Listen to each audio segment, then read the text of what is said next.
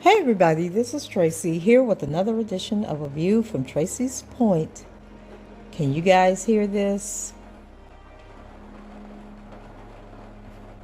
If so, that is rain dropping on my skylights. Like it has been raining here for days on end. So I hope wherever you are, the sun is shining bright and you are able to get out and enjoy the weekend. But as for sunny Florida, it's not sunny where I am because it has just been raining and raining and raining and raining. But anyway, I am here to give you the next installment of Lisa Van Allen on the witness stand. So you guys know when we left off the other day, Lisa, they were talking, she's being questioned by the prosecution, and they are asking her about her relationship with Yule Brown, and they're getting into the parts about where they, are extorting Mr. Kelly about these videotapes. So we're picking up with Jason Julian, who is the assistant U.S. State's attorney, and not state's attorney, the assistant United States attorney, meaning that he works for the federal government. And so, before I get into that, you guys know that everybody rested on yesterday. Friday was the end of testimony, and on Monday, there is going to be what would have been the rebuttal by the prosecution, but they decided not to do a rebuttal, and so they're going to move straight into closing arguments on Monday. And I am dropping the video above where the live tweets, the recap of what happened yesterday, and you guys can check that out. So hold on tight and we'll be right back.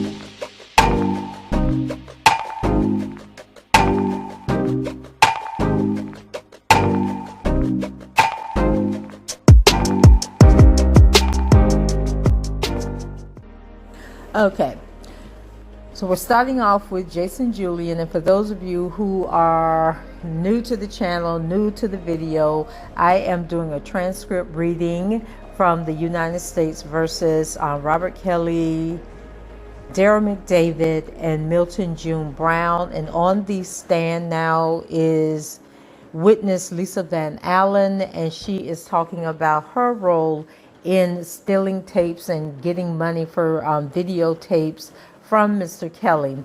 And so she is being interviewed or questioned by Jason Julian, who is with the federal government in the Northern District of Illinois. And if you go back and check out the previous videos, it'll say like part 1, part 2. Lisa was on the stand, I believe, for like 2 days. But anyway, let's pick up on this. And I also dropped the link above for her first part. Okay, so it says question. So I want to ask you about you going to his house in Olympia Fields and talking to him, presumably. What, if anything, did Kelly say to you when you arrived? And so when I'm asking a question, it's going to be the prosecutor or the lawyer that's talking. And when it's an answer, like somebody is responding to a question, it is going to be the person on the witness stand. So I just read to you what Jason Julian is asking Lisa Van Allen, and now Lisa is going to respond, and then it'll just be a back and forth, just like a regular conversation. So Lisa says,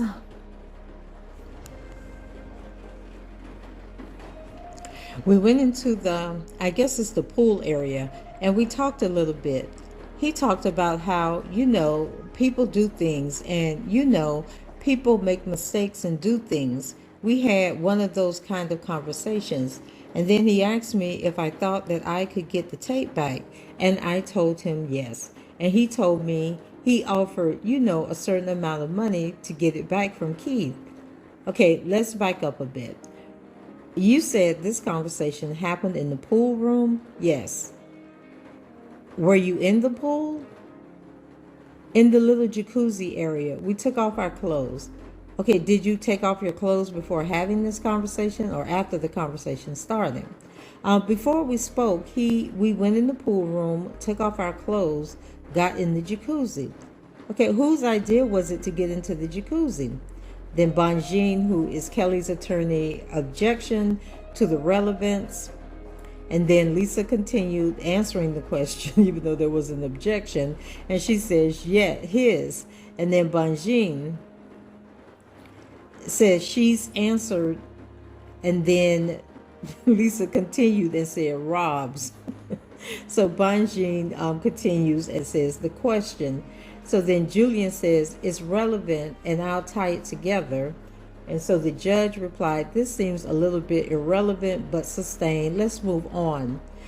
So Julian continues and he says, you had this conversation in the jacuzzi? Yes. And you said that he offered up some money. Is that right? Yes. All right. So did you bring up the subject of money first, or did he bring up the subject of money first? He brought it up. And we're talking about Kelly. Yes. And what did he say about money? He said that he gave them $250,000 for the tape. Who is them? Keith and whoever else he told me could disperse the money however I wanted to. So just so we're on the same page, are you saying that Kelly said that he would give $250,000 to whomever had the tape? Yes.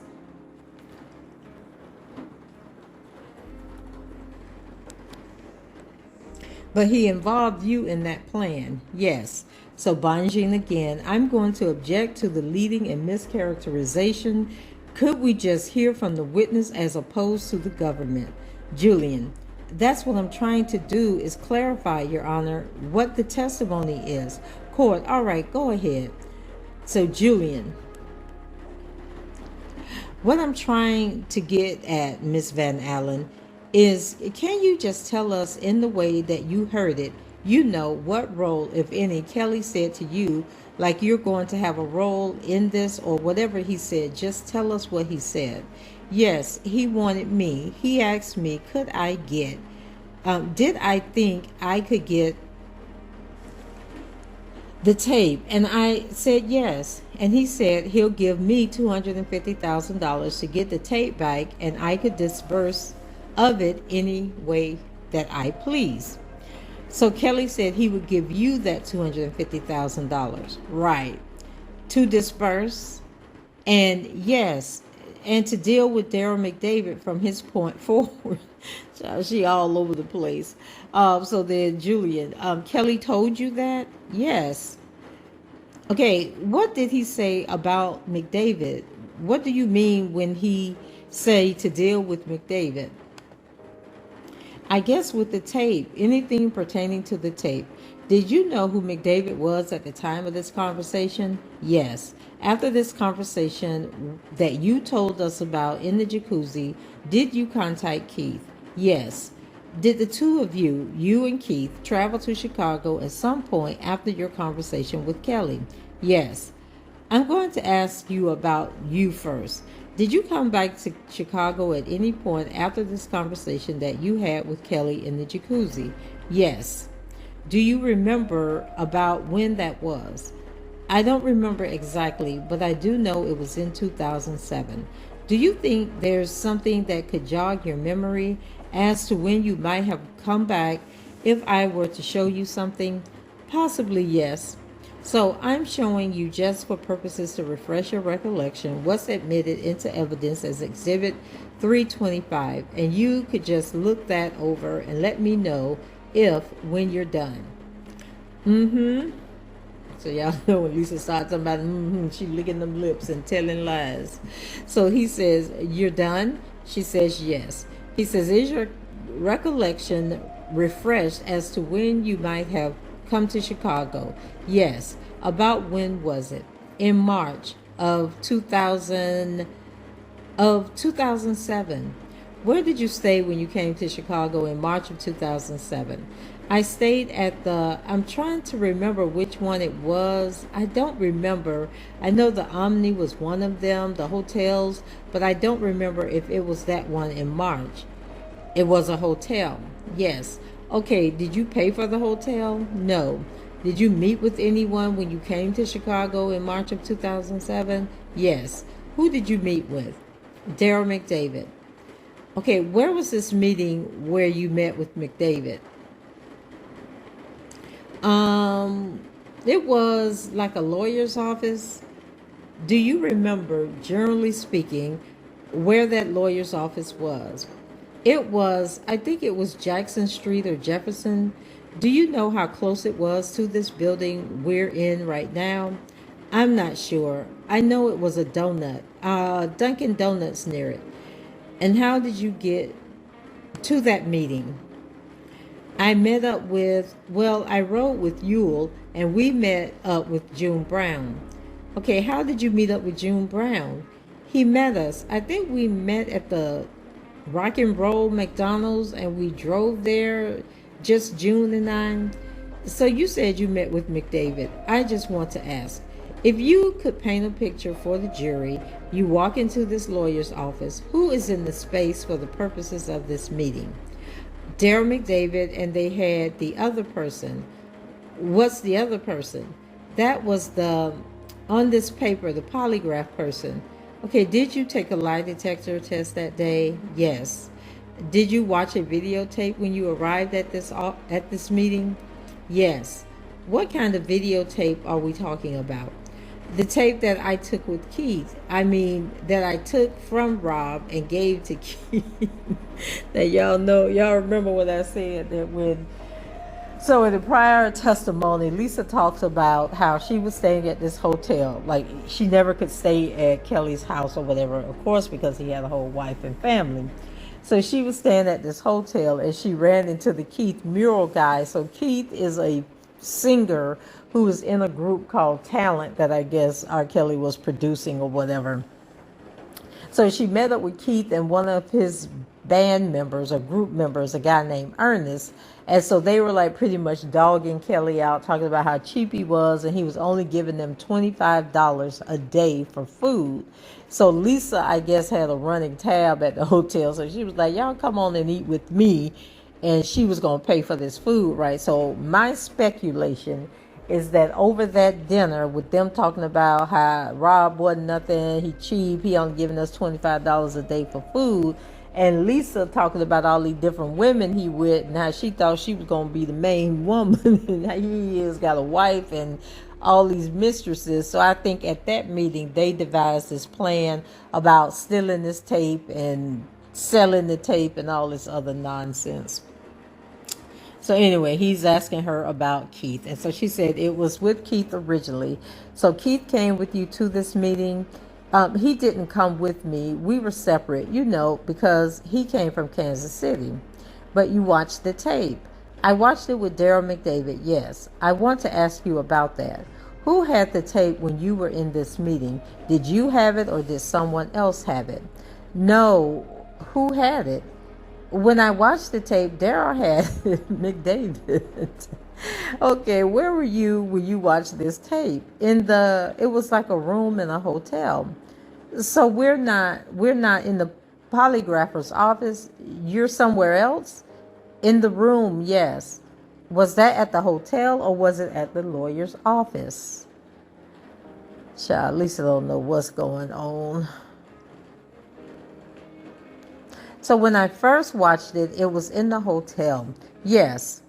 Okay, so then Julian asked her, okay, so just to make sure I understand, on March 27th of 2007, did you watch a tape and a polygraph test in separate locations and take a polygraph test in separate locations? Yes, I took my test there at, what was it? Jackson Street or Jefferson Street? Yes. In terms of the sequence, what happened first? You watched the tape or you took the lie detector test? I took the test because they wanted to prove that the tape existed. All right. So you took the test first. Yes. All right.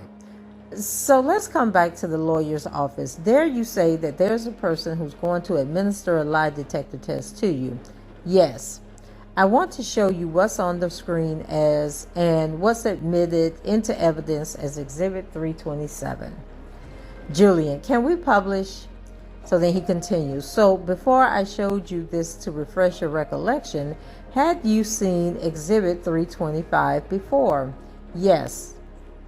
Okay, when we first watched it, it was in the hotel. Yes. Hold on.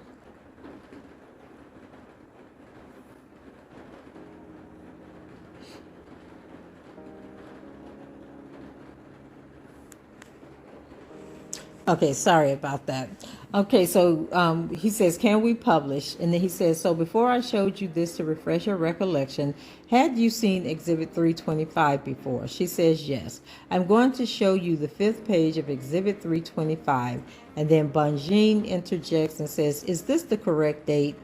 And Julian says, yes. And then he continues on and says, do you see a name at the top of the 5th page of Exhibit 325? And Lisa says, yes. Whose name is that? Mine. Do you see a date and the signature at the bottom of 325, page 5?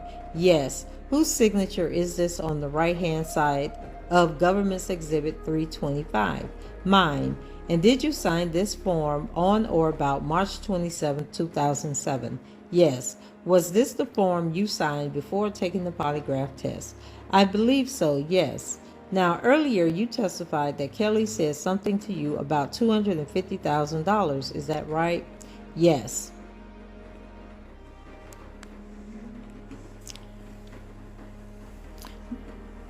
Did you think you were going to get some money at this meeting? I didn't go there with the intentions of receiving anything.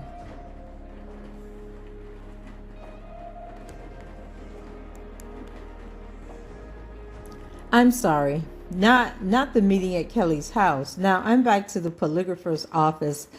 Oh, okay. I just want to make sure we're talking about March 27th, right? That's what's up on 325. It's March 23rd. Yeah, March 23rd. I'm sorry, I said 27th. March 23rd, 2007. Yes. Okay, back at the polygrapher's office, did you expect to receive some sort of money from someone? Not really at that point, no, because they hadn't received the tape yet. So to be clear, all right, let's fast forward. You said you watched the tape with someone the same day. Yes. Where did that happen? At the hotel room, because you know they had to give Keith the lie detector. Okay, who was present there? Keith was in the living room area, but in the bedroom. That's where me and Daryl went to actually watch the tape separate. Okay, was anybody else present in the room when you watched this tape? No, in the room other than Daryl. Not in the room other than Daryl. Do you know, how this tape got queued up? Did somebody put it into a VCR, a TV? What happened? Yes, Daryl put it in. You saw that happen? Yes. What happened after you saw Daryl pop the tape in? He was fast forwarding it, going through the scenes. And he asked me, was that all of it? Was that everything? Do you remember what you saw on the videotape as McDavid was going through this tape? Yes. What did you see? The same scenes. Rashona and Rob and the house on George Street on the checkered floor, the black and white floor, with her drinking water so she could pee. And the other scene with her with the white lingerie with Rob and her, and the third scene with all of us, the same tape. Okay, did you watch, or rather, did all of those scenes play as you were watching this tape with McDavid? Yes. Okay, was the sound on? I'm really not sure. I don't remember. Do you remember having any discussion with McDavid as you were watching this tape? Yes. What did you talk about? He asked, was this everything? Was that all of it? And he was skimming through it, going through the scenes. So now we're at the hotel and you watched this tape. Were you expecting to receive some money at this point? Yes. How much? I'm really not sure. Probably the full amount at this point, because I didn't know that there was going to be another visit. So how did you, and I'll come back to this, how did you learn that there was going to be another visit? When Daryl said that Keith failed, he failed the lie detector? Yes. Did you receive the full amount that day? No. What, if anything, did you receive? 20 apiece. $20,000? Yes.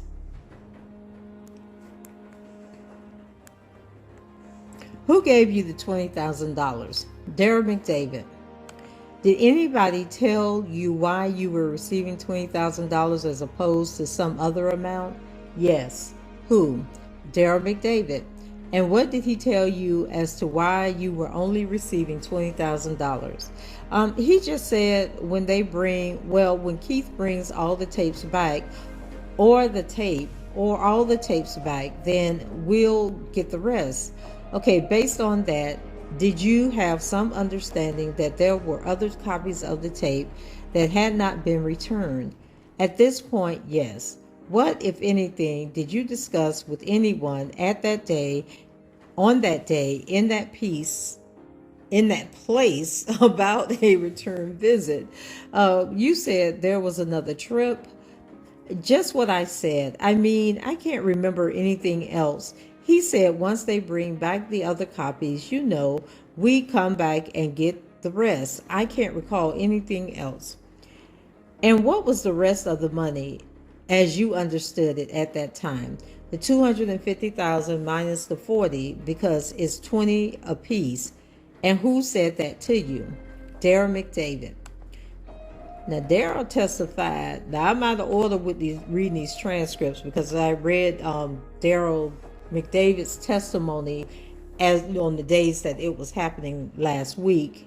Well, not his transcript, but the recap of what was going on in the trial. And he pretty much denies everything that Miss Lisa is up here testifying to.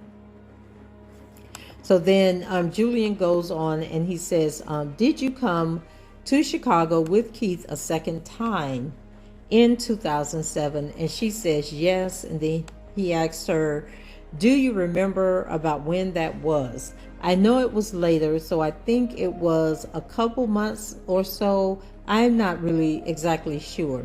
Is there something that I could show you that I might refresh your recollection as to when that was? Yes.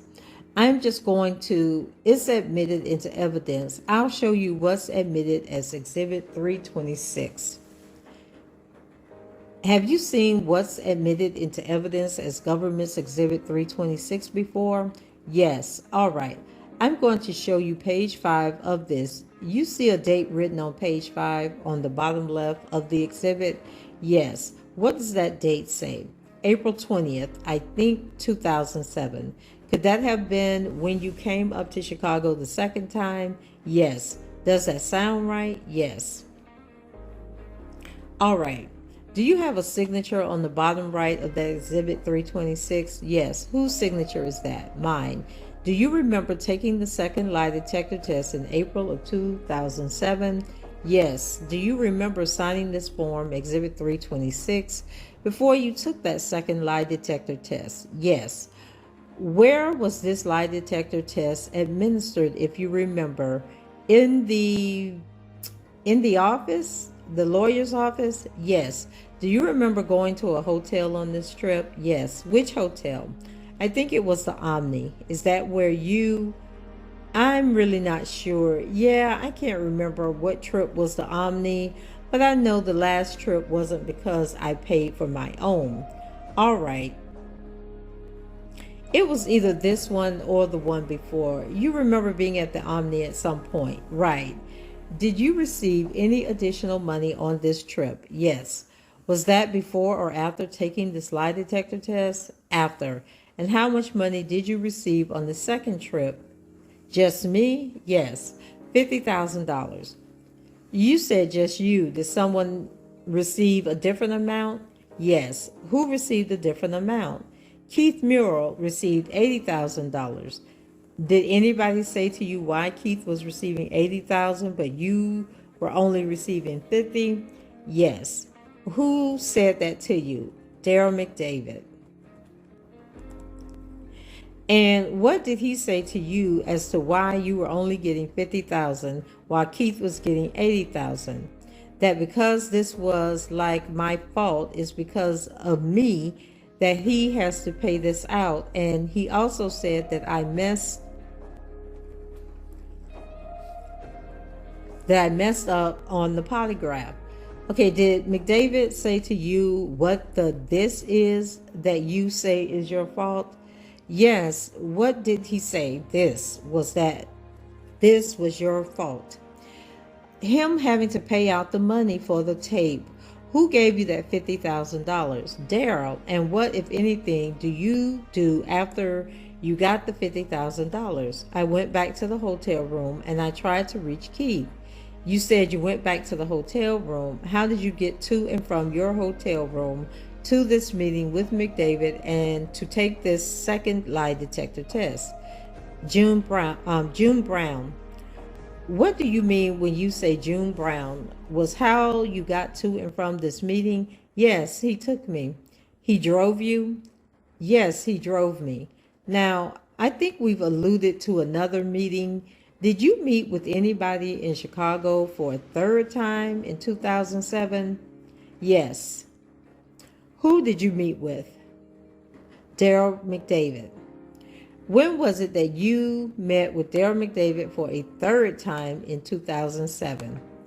It was a few months. Again, I'm not sure of the exact date. Again, is there something that I could show you that will refresh your recollection as to when it might have been? Yes. I'm going to show you what's admitted into evidence as Government's Exhibit 327. Julian, give me a second. And then there's a brief pause, and then Julian, could we unpublish for a moment? Okay, could we republish? Sorry. And then he asked Lisa Van Allen, all right, I'm showing you what's admitted into evidence as Government Exhibit 327. Do you see a date on Government's Exhibit 327 on the right? Yes. I'm going to skip down to page 5. So I'm showing you page 5 of Government's Exhibit 327. Do you see a date and a signature? Yes. What's the date that appears, what's that date appear to be? July 26, 2007. And whose signature is that on the right-hand side? Mine. Could this have been when you took this third polygraph? And you came up to Chicago for the third time? Yes. Now, I think you started to say earlier that you had to make some arrangements on your own this third time. Yes. Who told you to do that? Daryl McDavid. Did he tell you why you needed to make your own arrangements for this third trip? Yes. Why? Because it was because of me that they had to pay out all this money. So you say it, just so we're on the same page. Did he say to you what the it was that was your fault? And then she replies, yes, the tape. Okay, did McDavid use the word they when he said that this was your fault? Yes. In other words, did he say to you that they had to pay out some money? Yes. Bonjean, this is a total prompting and leading the judge. It's pretty leading. Yeah, you can ask what he said. And then Julian, okay, I don't know what the judge talked about. It's pretty leading. Yeah, you can ask what he said. So I guess he's telling Julian to go ahead and ask, even though he said he was leading the witness. So Julian says, well, Your Honor, she said it. I was just following up what she said. And then Bonjean, no, that's not what happened. Julian, well, the jury, they heard what they heard. If my memory is different than theirs, it's their memory that counts. So then Julian continues, let's just go back up so we're all on the same page. What, if anything, did Daryl McDavid say to you about why you had to make your own travel arrangements in July? Because it was because of me that they had to pay out on the tapes. And that was pretty much it. Did you take another test in July? Yes. After you signed this form? Yes. Did you have a conversation with anybody after this third test? Daryl, yeah. What, if anything, did you and Daryl discuss after this third polygraph? That I would get the remainder after the trial. The remainder of what? The money. Did someone tell you whether you had passed or failed this test? Yes. Who? Daryl. What, if anything, did he say to you about that? That I failed it and that they should have murked me from the beginning. As a participant in this conversation, how did you interpret, or what did you interpret the word murk to mean within the context of the conversation? To kill me. Then Brindley interjects and says, come on. And then Julian, did you have some understanding of what murk meant before this conversation? Yes. Was anyone else present when Mr. David said they should have murked you from the beginning? Not in that room, not in the office, yeah. Okay, where was it that McDavid made the statement to you that they should have murked you from the beginning? At the lawyer's office. It was either Jackson or Jefferson. Jackson Street, yeah, I think. And what, if anything, happened next? He wanted to make a statement. What kind of statement? A statement saying, I never had any tape of sexual interaction with Rishona. To who? To the lawyer. Make a statement. Was there a lawyer present when he said they should have murked you from the beginning? Not when he said that. They were in a different room. Did you in fact go into that other room? Yes. Did you make a statement? Yes. Who told you what to say in that statement? Daryl McDavid. And what did you say when you got into this room, just in summary, when you spoke to a lawyer and made statements? That I had never had any tape of sexual relationship with Rishona. Is that true? That's a lie. Why did you say it? Because he told me to say it, and I was afraid not to do what he asked. Who is he? Daryl McDavid. When you went in there and you made those statements to the lawyer, was that before or after he said they should have murked you from the beginning? I made those statements after. When you said you were afraid, why were you afraid? Because I never knew that they were thinking. I never knew that they were thinking about killing me. Did you have some understanding as to where McDavid was, like his physical location, when you were making statements to his lawyer or to this lawyer? He was outside the room. What makes you say that? Because he escorted me into the room and I could hear him outside talking on the phone, things like that. Okay, how were you feeling during this interview when you were telling lies to this lawyer? Afraid and nervous. And you said that you got some money on this trip and that you get the remainder after the trial. Is that a yes, Ms. Van Allen? Yes, yeah. Who gave you that additional money on this trip? Daryl McDavid. You seem fairly upset about this comment right now. Brindley. Objection. Julian. Well, it's the judge. Just ask the question. Don't. And then Julian cuts him off and says, were you upset about it at the time? Very. Did you express that you were upset about it at the time to someone? Yes. To who? To Daryl McDavid. What, if anything, did he say in response to you expressing that you were upset about that comment? I said that I was going to tell Rob. He said Rob knew everything that was going on. Did you express that you were upset about the comment to someone else that day? Yes. To who? June Brown. Did you tell June Brown that McDavid said what McDavid said to you? Yes, because he asked me what was wrong when we got in the car and I was crying. I want to move forward in time to 2008 now. Did you contact state prosecutors here in Chicago in 2008? Yes. About what? About the tape. And what tape are we talking about? The one that I took. Did you agree to testify against Kelly in his 2008 criminal trial? Yes. Why?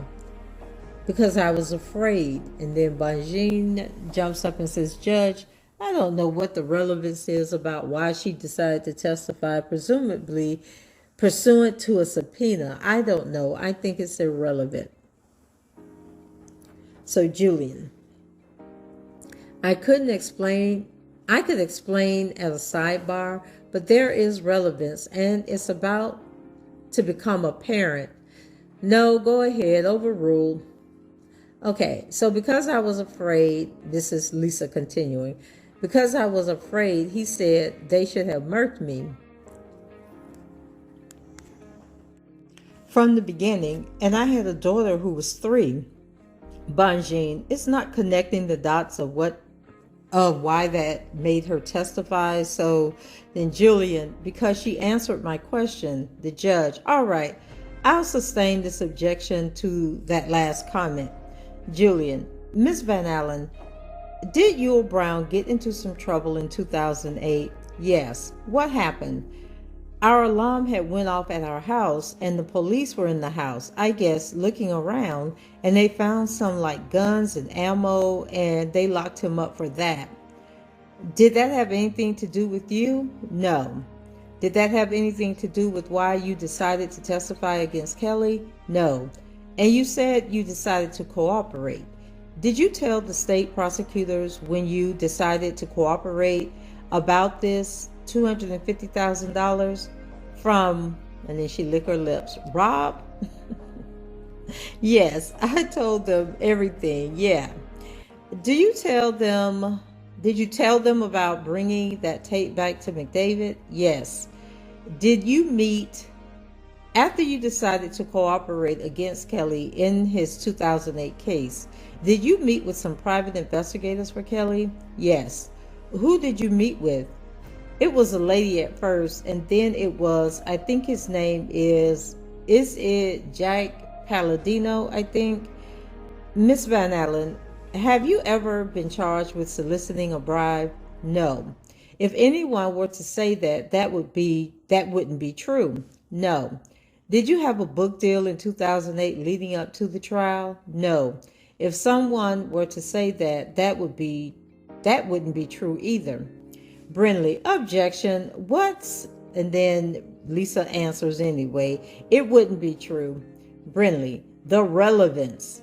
It would speculative if someone were to say that. The court, the judge. When I say the court, I'm talking about the judge. Wait a minute. The objection is sustained.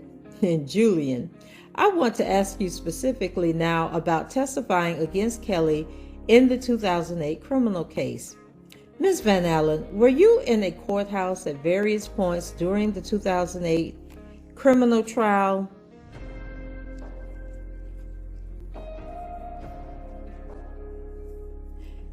And at points leading up to that trial?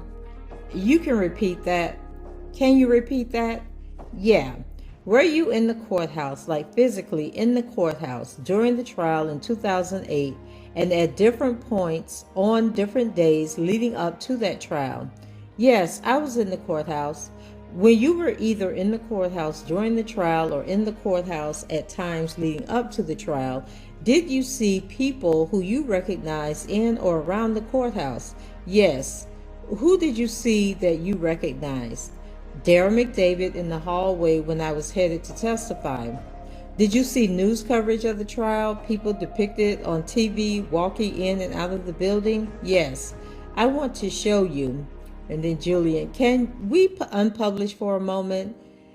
I want to show you what's marked as Government's Exhibit 123. Have you seen the people depicted in Government's Exhibit 123 before? Yes. Who's depicted in 123? Brindley, objection.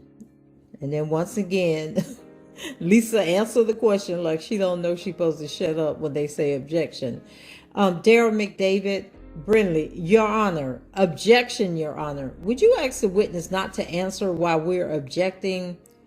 Your Honor, I object to the relevance of this photograph, and Mr. McDavid has already stipulated to identification. I don't know what they're doing with this, but I object to the relevance of the photograph at this time. Julian, I'll make it clear. Banjin, join.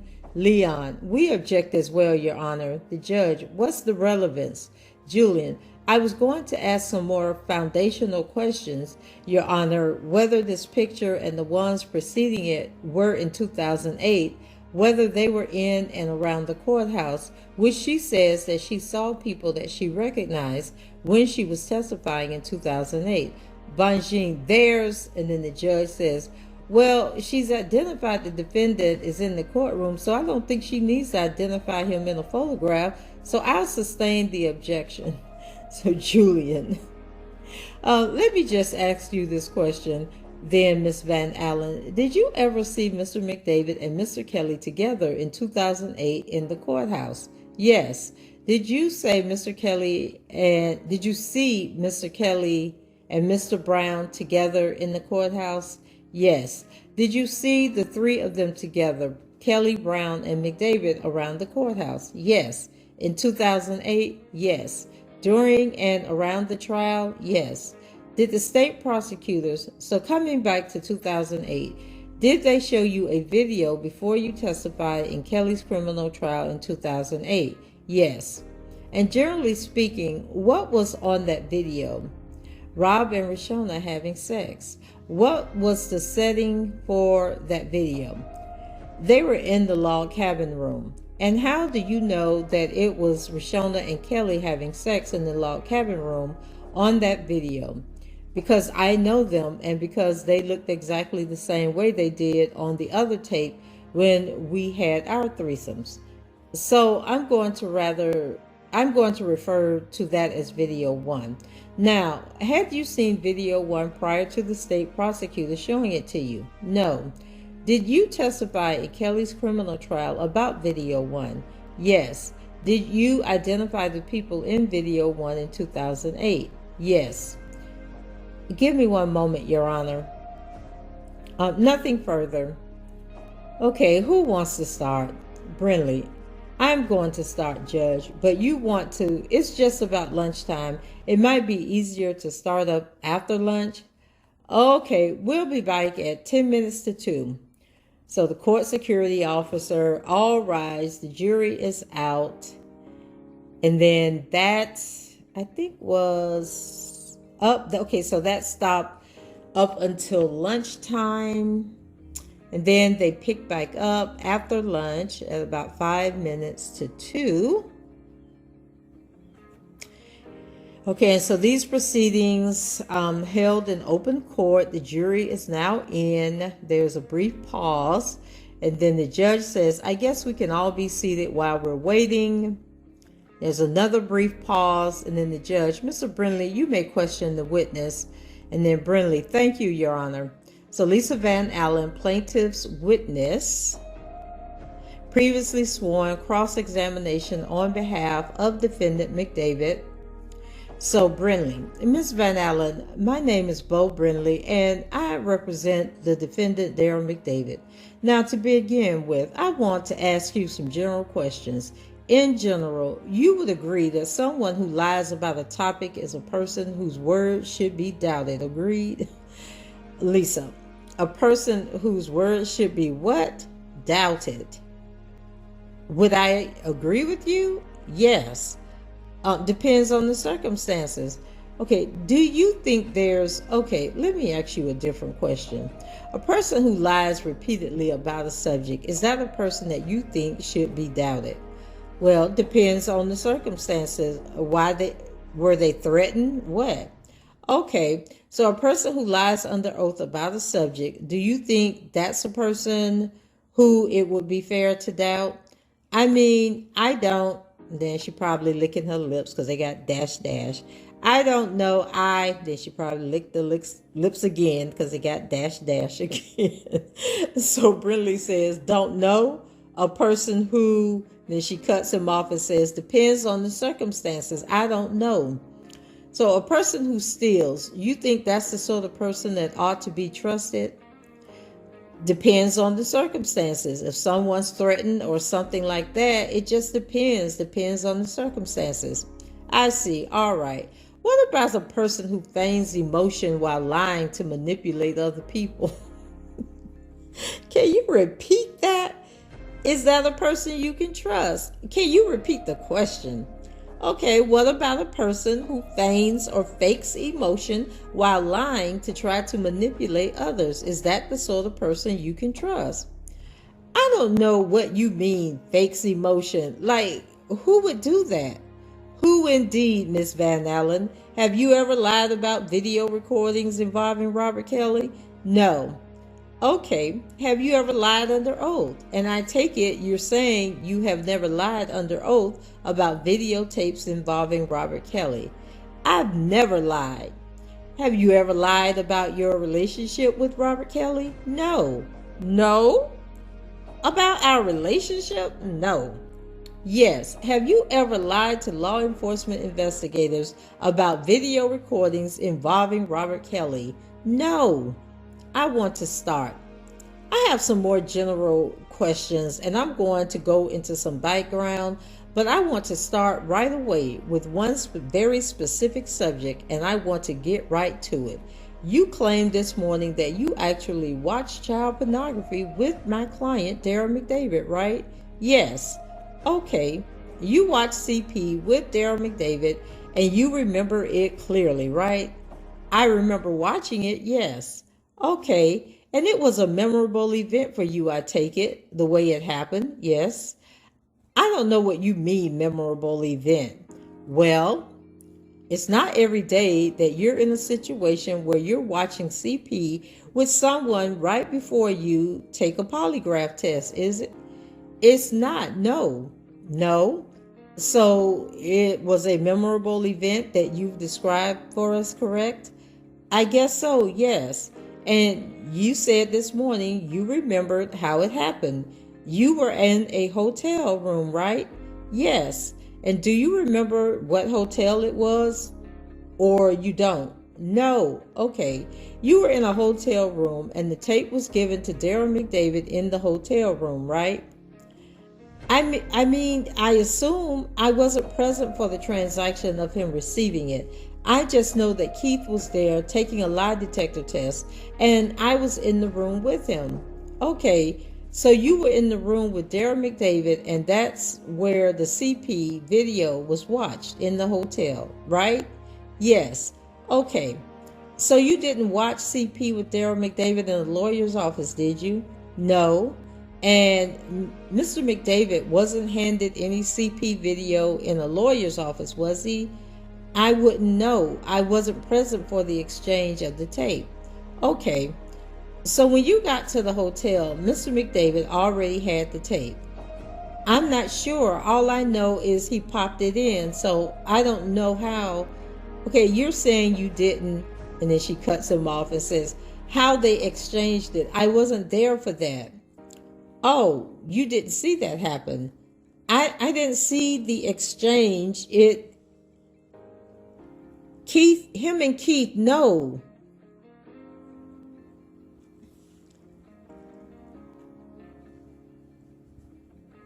I see. Well, Miss Van Allen, it is true that you have spoken with law enforcement investigators about this case on multiple occasions, correct?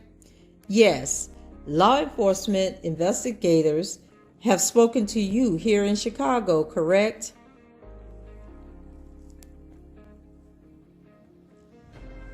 Wait, guys, hold on. I got an alarm going off on my phone that I'm trying to stop. Okay. So you were in the room with Darryl McDavid, and that's where the CP porn was watched in the hotel, right? Yes. Okay. So you didn't watch the video with Darryl McDavid in a lawyer's office, did you? No. And Mr. McDavid wasn't handed any video in a lawyer's office, was he? I wouldn't know. I wasn't present for the exchange of the tape. Okay. So when you got to the hotel, Mr. McDavid already had the tape. I'm not sure. All I know is he popped it in, so I don't know how. You're saying you didn't, how they exchanged it. I wasn't there for that. Oh, you didn't see what happened. I didn't see them exchange it, him and Keith. No, I see. Well, Miss Van Allen, it is true that you have spoken with law enforcement investigators about this case on multiple occasions, correct? Yes. Law enforcement investigators have spoken to you here in Chicago, correct? Yes. Law enforcement investigators have spoken to you in New York, correct? In New York or from New York? You're right. I shouldn't have said in. I should have said from. You're right. From investigators from New York, right? Yes. Okay. And one of these discussions with investigators happened around March the 7th of 2019. Does that sound about right to you? I wouldn't know what date. I just know I did speak with some. All right. If I was to show you a report just for you to look at, could that refresh your memory as to the date? Would that be something I signed?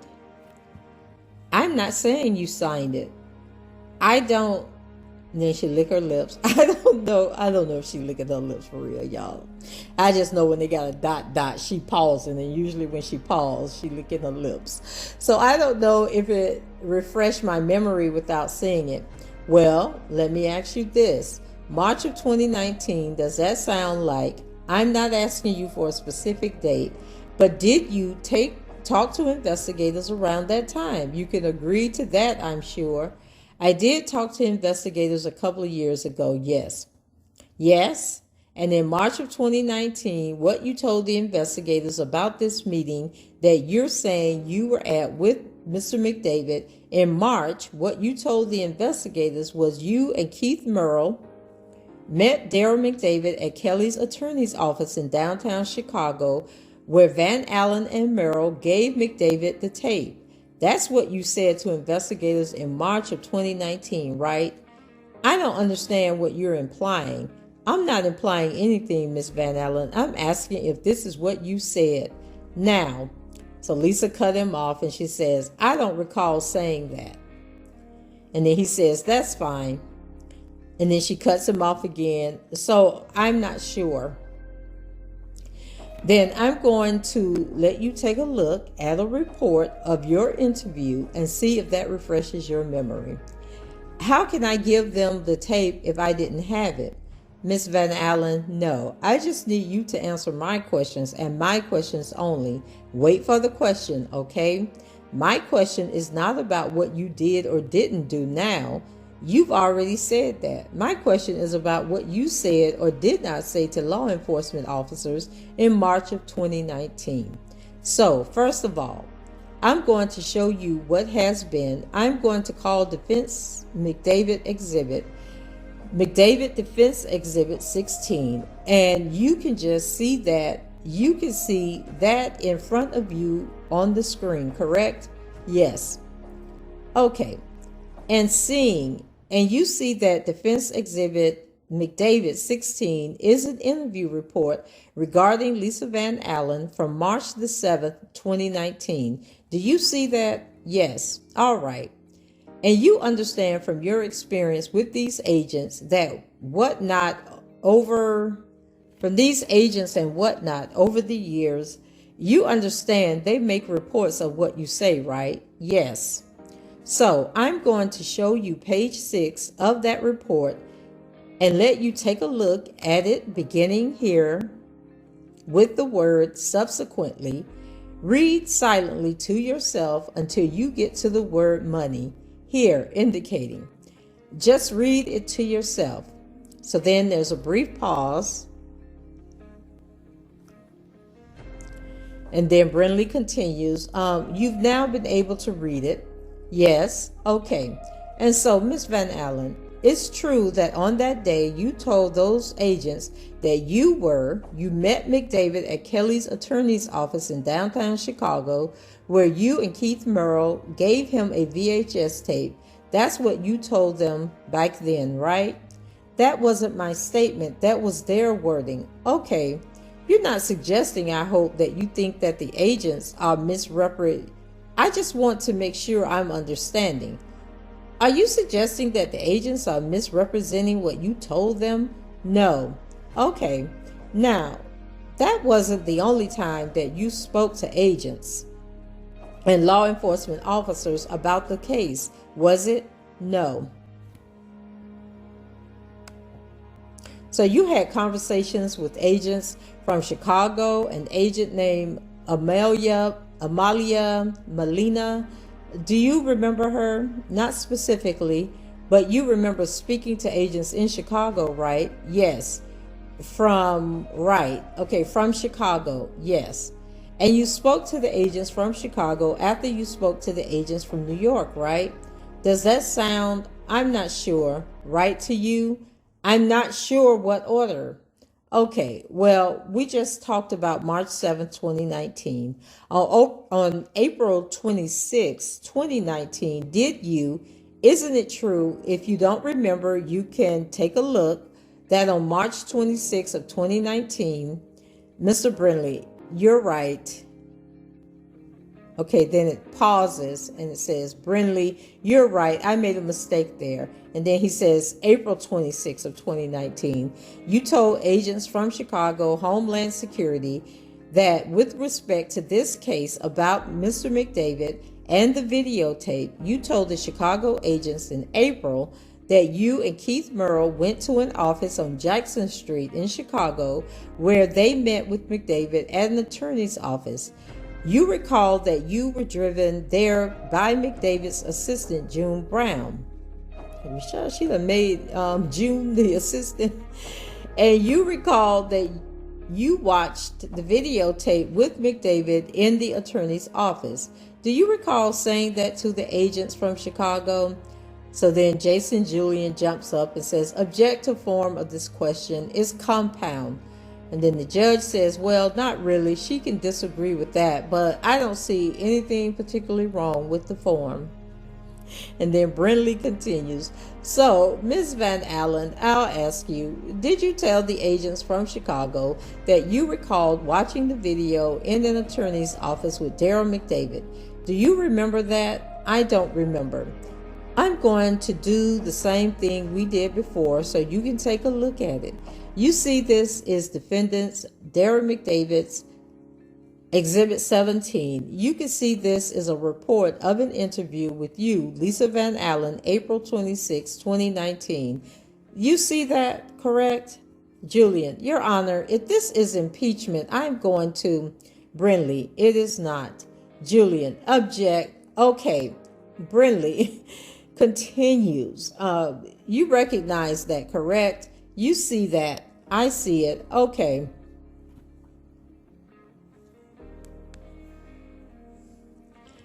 Now I'm going to show you a portion of the report from that day. I'm going to ask you to read it silently to yourself and then let me know when you're finished. This is the portion beginning. Van Allen said that she and Merle were interviewed at the attorney's office. And you can stop reading after the name McDavid here. And then he's pointing to her on the paper. And then he goes on to say, do you see it? Did you read it? I see it, yeah. And you've read it now, huh? And now you've read it, right? Yes. Okay. So now you will agree that in April of 2019, you told federal agents that you watched the video with McDavid in a lawyer's office in Chicago, right? It seems that's what I said, but I don't remember that. Yeah, well, and then Lisa cuts him off and says, then she licks her lips. There's no crime against not remembering something. No, no, no, no, no, no, no, no. Because I did watch it in the hotel room as well. So wait a minute now. You testified earlier that there's only one time that you watched the video with Mr. McDavid, right? I don't recall watching it in the office. I don't. I understand, but you can agree with me certainly that you only watched the video with the man one time, right? I don't recall watching it again. Okay. Other than in the hotel room. Okay. Okay. And you agreed with me that now you've said on 2 occasions you were watching it in an attorney's office, right? Julian, objection. If this is impeachment, she has not adopted these statements, Your Honor. Then the judge, then Brindley cuts him off and says, I think she has.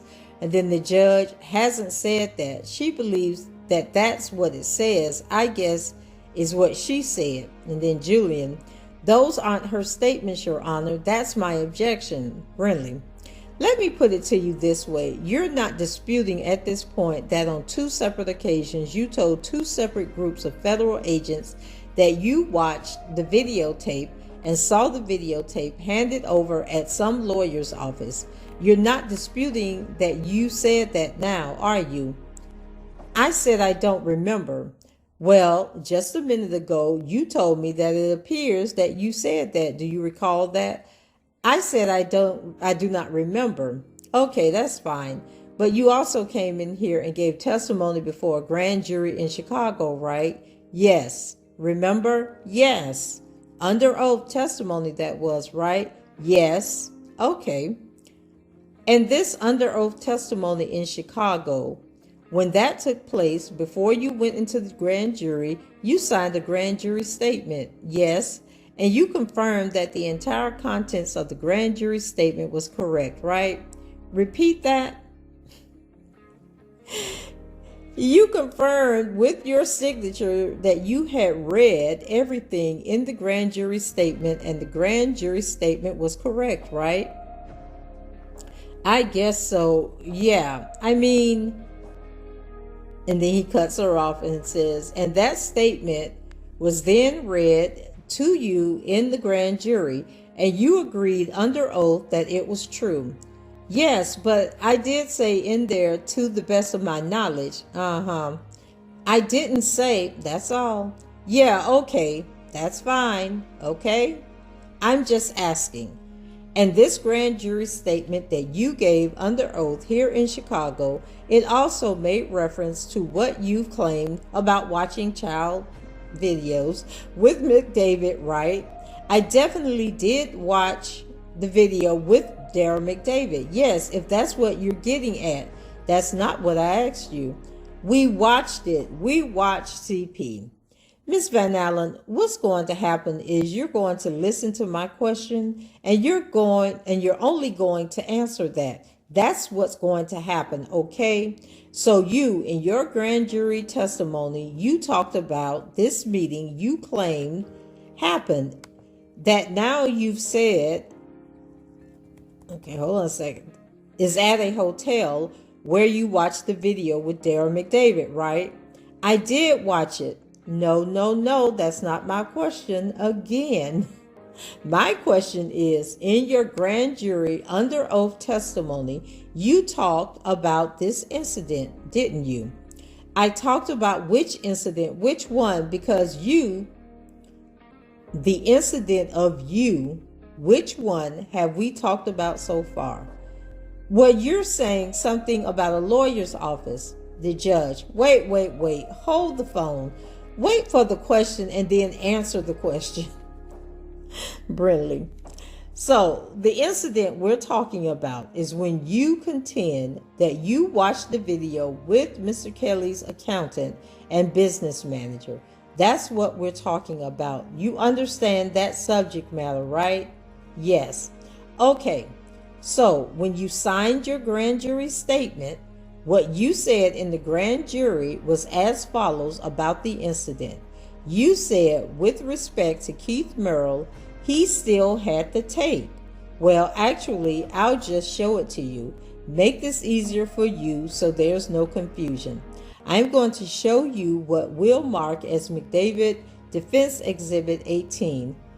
McDavid Exhibit 18 is the grand jury statement of Lisa Van Allen. That's right. That's you, right? Yes. Okay.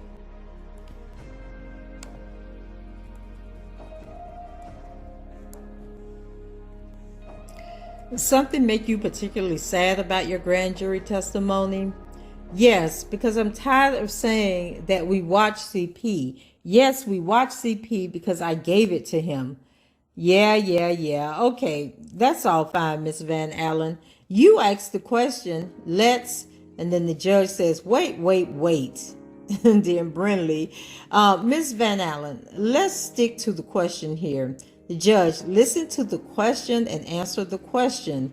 Brindley, so your grand jury statement of Lisa Van Allen, you recognize that, correct? Yes. And then let's look at the last page. Your signature, Miss Van Allen. You signed that, right? Yes. Okay. And you dated it? Yes.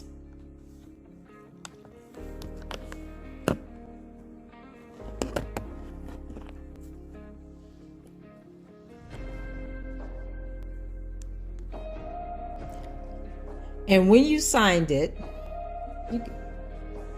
I tell you, I am having a time with this Adobe. Okay, this black line keep popping up over, so there's like 25 lines on a page, and when I get to line 23, this black bar, this menu thing keeps popping up, and I can't figure out how to get rid of it. So it says yes, and then he says, see, it's there again. I'm trying to read these last two pages for y'all, these last two lines. And when you signed it, the point was to indicate that everything you were saying in it is true, right? To my knowledge, if you read that last paragraph, and then she says, to my knowledge, if you read that last paragraph, and then he says, yeah, okay, to your knowledge. Okay, read the last paragraph. Fine, to your knowledge. So, to your knowledge and under oath. Now, Lisa is asking Brindley questions now. So Brindley is saying, fine, to your knowledge. So to your knowledge and under oath, you swore to the following in front of the grand jury in this building. And then Brindley says page 9 for counsel leading into page 10. And then he asks her the question, after that meeting with Robert, I contacted Keith. He was afraid to deal directly with Robert. He still had the tape, and he agreed to fly to Chicago with me to return the tape. This was in the spring of 2007. When we got to Chicago, Robert's personal assistant, June Brown, drove us to an attorney's office on Jackson Street in downtown Chicago. Then it talks about where that office is located. Then you said to the grand jury, when we got to the building, Keith and I met Daryl McDavid in an attorney's office. Next sentence, Daryl and I watched the video that Keith brought to Chicago. You see where you said that in front of the grand jury under oath? Do you see that? You agree? And then she says, I see it. And then he says, that was written in your grand jury statement. Yes, but it was to the best of my knowledge. And we didn't ride together. It says Keith and I went. It doesn't say we were in the same vehicle. We rode together. I'm not talking about vehicles. I'm just saying, this is Lisa, I'm just saying. Take another look at it. What it says is when we got to the building, Keith and I met Daryl in an attorney's office. Daryl and I watched the videotape that Keith brought to Chicago. That's what it says in your grand jury statement that you signed and adopted, correct? It says that, yes, yeah. And what it doesn't say is anything about his hotel room story. That is not in there at all, is it? That doesn't mean that it didn't happen. I didn't ask you that. It doesn't say it, okay? For whatever reason, it's not in here, right? How many times do I need to say we watched the tape? No. And then Brindley says, I'm not asking you that. And then Lisa, it's not in there, no. And then Brindley says, okay, there we go. And actually, if you remember back to your testimony from this morning, if you want to meander back with me, what you said this morning when he first asked you was, we went to a lawyer's office, and then all of a sudden you changed it. You started talking about a hotel. Do you remember that happening this morning? And then Lisa, I don't. And then Brindley, forget that. Lisa, no, I don't recall. And Brindley, all right. And then she says, it could have. And then he cuts her off and says, here. And then she says, but I don't remember saying that. What's wrong with saying we? I don't even know what they arguing about at this point. And so she says, what's wrong with saying we? And then Brindley says, here's the problem, Miss Van Allen. The real reason that the attorney's office has disappeared from your testimony is because you did go to the attorney's office. Keith did deliver a videotape, but he didn't deliver it to Daryl McDavid. That's the truth, right? And then she says, definitely not. That's a lie.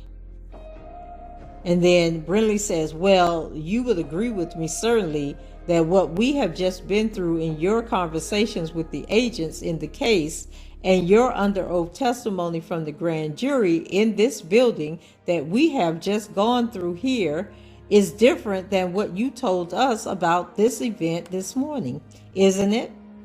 And then she says, I don't feel like it's different. It's just I didn't remember the same stuff. And I said, to my recollection and to my memory, yeah, to your recollection.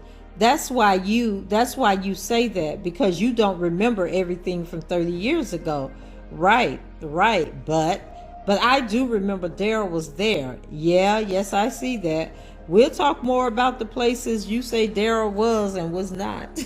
But we talked a little bit about this meeting and your memory of that event. Let's talk about a few other things. You have made money from your relationship with R. Kelly, haven't you? Made money? I was given money. You wrote a book about your relationship with Robert Kelly, right? I wrote a book about my life. It's not just about Rob. Okay. Well, a large portion of the book is about Mr. Kelly and your interactions with him, right? Yeah, we dated 9 years, yes? Yeah. And on that book, when the book is summarized on the back, it prominently features information about Mr. Kelly, right? Yes. And so this book is for sale for money, right? Most books are, yes. Yes, right? I bought the book, so you probably got some of my money, right? If you bought the book, thank you. Yes, and so the point of that is that you are and you have made money off of your relationship with Mr. Kelly, true, right? I made money off of my book. Your book that is in large part about your relationship with Robert Kelly. Julian, objection, asked and answered. Brindley, right. So Brindley, it's not really been answered. That's the problem. And the judge, she can answer it again. I don't know if the judge sitting there like this a soap opera for him, but he really wants to hear what these scammers got to say. Like, he is really, really intrigued by this testimony. So then Brindley, a book that is, wait, hold on a second. I may have skipped again. Okay, she can answer again. Okay. And then he says, a book that is in large part about your relationship with Mr. Kelly, right? And then she says, yes. And you have been featured on a television show, a documentary series that's called Surviving Lies, right? Yes. And you were on that show talking about your relationship with Mr. Kelly and what happened with Mr. Kelly, right? Yes. So you got to be on TV with that, right? I don't think it's a good thing that I got to be. Well, you weren't compelled to appear on a documentary series called Surviving Lies, were you? What do you mean? Could you rephrase the question? Daryl McDavid, let's make sure. Daryl McDavid didn't threaten you and insist that you go on the show Surviving Lies, did he? I don't understand the relevance. Were you My point is, you were not compelled, you were not coerced, you were not threatened and forced to appear on this television show, Surviving Lies, were you? No, why would I be forced to raise awareness? Yes, awareness indeed. I love doing that. I know. You're going to talk about that. We're going to talk about that. We're going to talk about the things about which you raised awareness on that show in specific. But to begin with, you had, as you testified earlier, you had threesomes, meaning situations where you and Robert had sex with a third person on multiple occasions, right? Yes, you had threesomes with Robert Kelly, and you talked about Rashona today, but in fact, you had threesomes with Robert Kelly and other people besides Rashona, right? Yes, you had threesomes with Robert Kelly and adult women too, right? Yes. And you understood that these things were being videotaped, of course, because you said you saw the camera, right? If they were videotaped, yes. And you indicated, if I understood you correctly, that you did not refuse to be videotaped when you saw the camera, right? No. And you said that these videotapes, they were contained in some sort of a duffel bag that Mr. Kelly carried, correct? Yes. And what you have said, as I understood you today, is that there came a time when Mr. Kelly was not around, and in his absence, you reached into that duffel bag, right? Yes. And you started going through the videotapes, right? Yes. You claimed that you started watching them one tape after another, as I understand it, right? I popped some in, yes. And your goal, if I heard you correctly, was to, or if I understand you correctly, was to see if you could find the one that had you on it, right? Yeah, any of them with me on it, yes. Because there were multiple tapes, you said, that had you on them, right? Right. Yes, tapes of you and adults, and you've said tapes of you and Rashona too, according to you, right? Yes, all right. Now, you found one that you said contained in part, at least, footage of you and Robert having sex with Rashona at the same time, right? Yes. Okay. And you said, as I understood it, that you took the videotape, right? Yes. You didn't have his permission. You didn't have his knowledge, but you took it, right? Yes.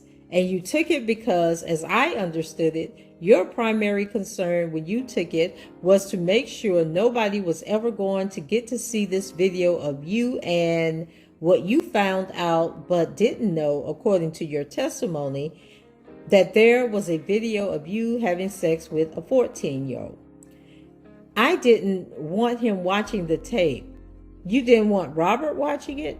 Yes, I didn't agree with what happened. I didn't want to watch it. I didn't want him watching it. And in fact, you've said before that you wanted to make sure that no one ever got to see that tape, right? Yes, I wouldn't have wanted it in the media or anything like that ever. Okay, so then I want to understand something.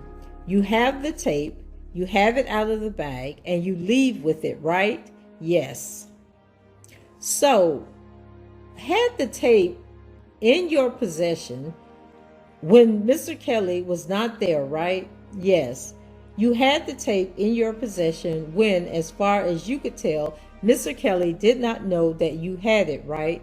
I don't think so. No, he shouldn't have. Okay. So at that point in time, as you have this tape in your sole control and possession, you could do anything you wanted with it, right? Yes. Mr. Kelly wasn't there to stop you at all, right? Right. Ms. Van Allen, if your goal in taking Mr. Kelly's tape was really to prevent anybody from seeing it, you could have simply destroyed the tape while it was in your sole control and possession, couldn't you? I could have if that crossed my mind. So you were so worried that you wanted to make sure he couldn't watch the tape, that no one could see the tape, that you stole the tape, but it did not cross your mind to get rid of it, to destroy it. That's your testimony. No, it didn't. Okay. If you destroyed the tape, you and I could agree then, certainly no one including Mr. Kelly, would ever be able to see it again, right? Yeah, if it was destroyed, of course. But instead of destruction, you decided that you were going to, as I understand what you said, send the tape to somebody else, right? Yes. Sent the tape to this man, Keith Merrill, right? Yes. Keith Merrill, who you know is a man who has a relationship to another individual by the name of Charles or Chuck Freeman, right? Yes. Okay. So when the goal in mind was to prevent anyone else from seeing the tape, you took the tape you had in your sole control and you gave it to some other guy, right? A friend of mine's, yes. Now, I do want to digress for a minute before you go on and say you agree that no man from Georgia ever snatched the tape from you, right? Repeat that. There was nobody from Georgia that ever stole your tape, right? No. Okay, you were never in possession of multiple R. Kelly sex tapes and had one of them taken away by someone in Atlanta, right? No. No tape that you had was ever taken down to Atlanta as far as you know, right? Not that I had, right? And you know Chuck Freeman only because you know that he's connected to Keith Merrill, right? Yes. He's an associate through Keith. Yeah. You certainly would not ever say that you were friends with Chuck Freeman, right? He was an associate through Keith. He wasn't a friend of yours, though.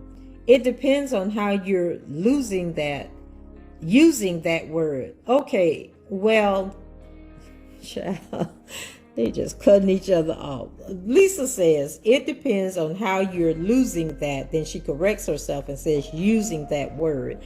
Then Brindley, okay, well, and then Lisa cuts him off. Like, no, we didn't go to lunch together or the mall and then he cuts her off and says, well, you certainly never, whatever your relationship was with Mr. Freeman, you certainly never told him any story about a guy from Georgia taking a tape from you, right? Did I tell Mr. Freeman about a guy taking a tape from me and taking it to Georgia? No. Okay. And so you never told Mr. Freeman the name of someone in Georgia that would have a tape that you had had. No. And then, okay, so Lisa cut him off. She says no. And then he says correct.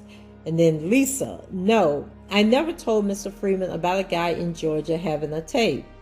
But at one point, Keith Merrill did suggest to you that Chuck Freeman might somehow have a copy of your tape, didn't he?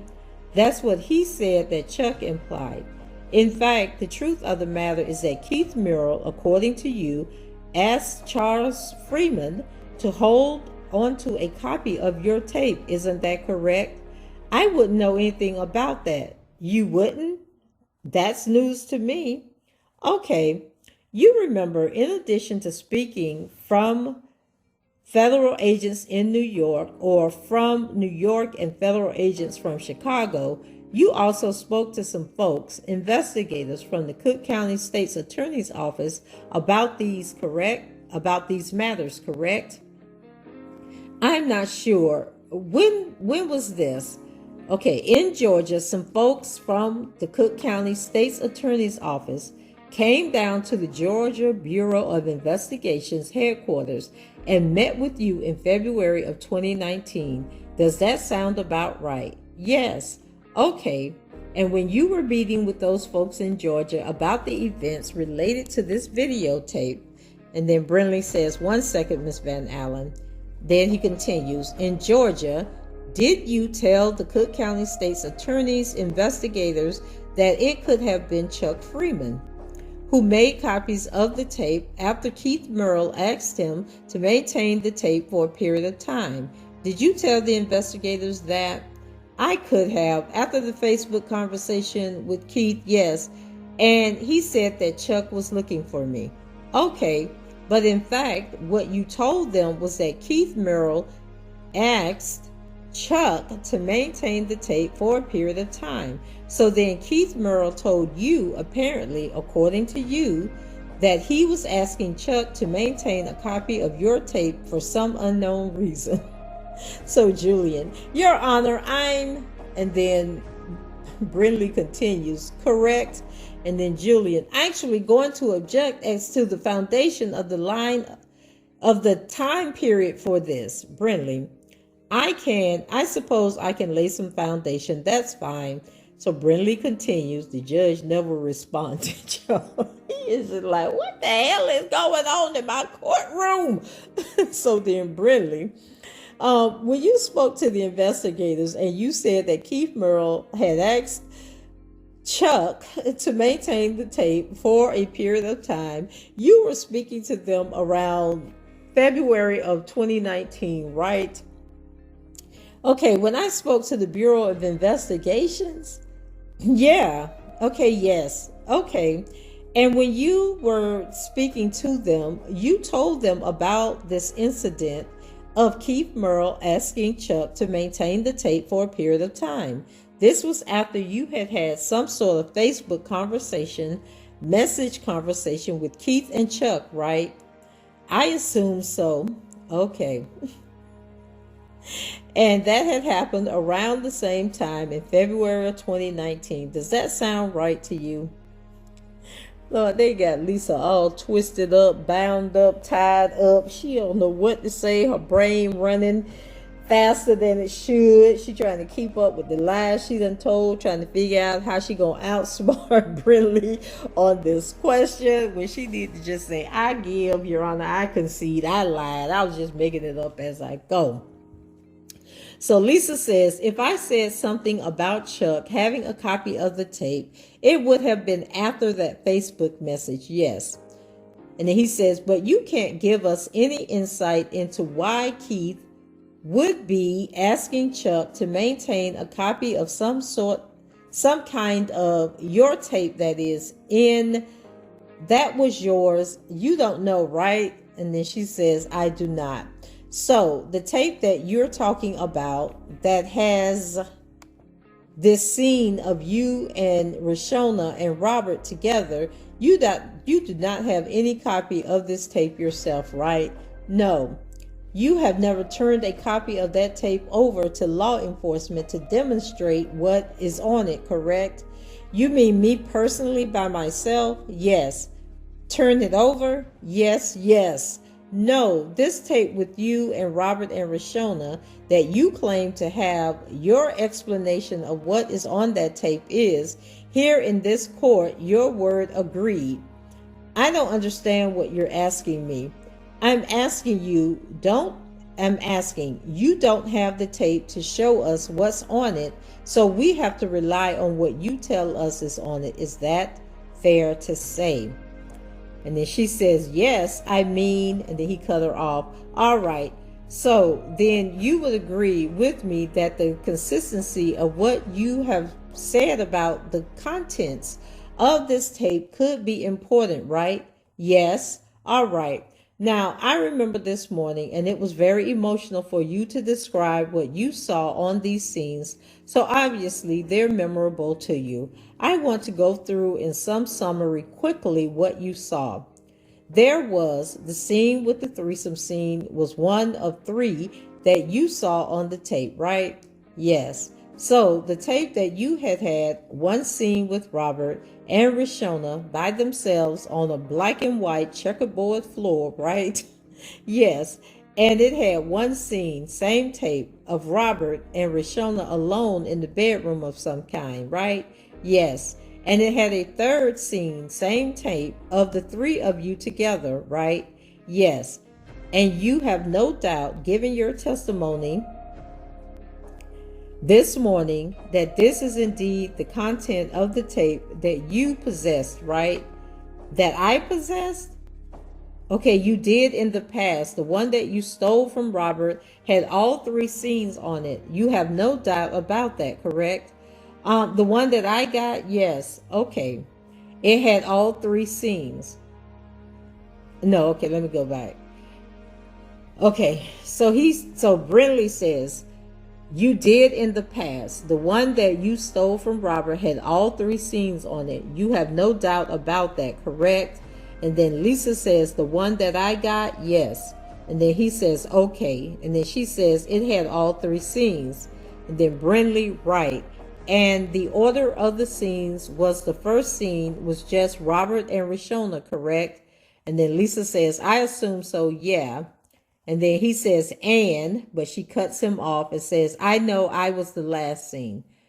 Okay, that's what you saw. When you saw the videotape, I saw Robert and Rashona, yes.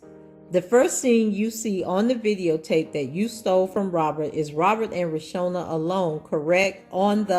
Then she cuts him off that, and then he cuts her off and says, black and white floor. Yeah, that I saw, that you saw. Yes. Yeah.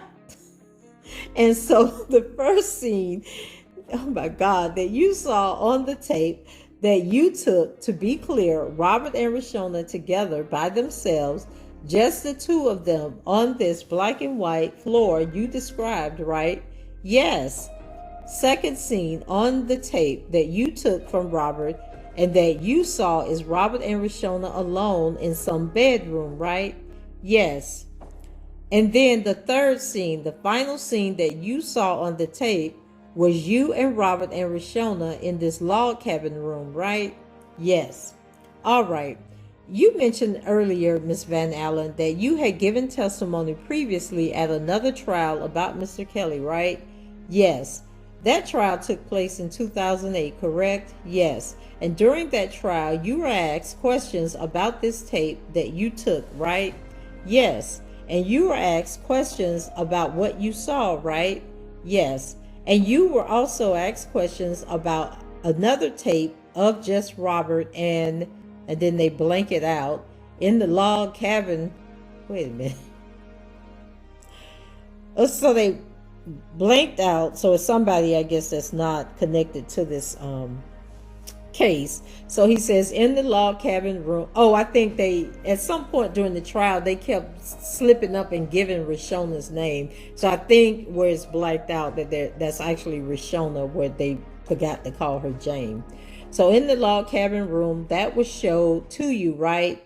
They showed me in the court, you mean? Yeah, the state's attorney showed it to you and you said that's Robert and that's, I'm assuming she's saying Rashona by mistake. And then she answers yes. And then he says, that wasn't on your tape. Then Julian jumps up and says, Your Honor, can we have a sidebar? Brindley, oh my God, I'm sorry. That was a mistake, Judge. And then Julian, it will be quick, Judge. It will be fairly quick what I need to say. And then Brindley, we'll need to redact that sentence. And then they have proceedings at the sidebar, which is only a couple of sentences, but they are redacted. And then proceedings held in open court again. The judge, go ahead, Mr. Brindley, continue. I just love how this judge is enjoying this story. Like, he probably going home to his wife like, what in the world is wrong with them N-words? Is they carrying on like this for real?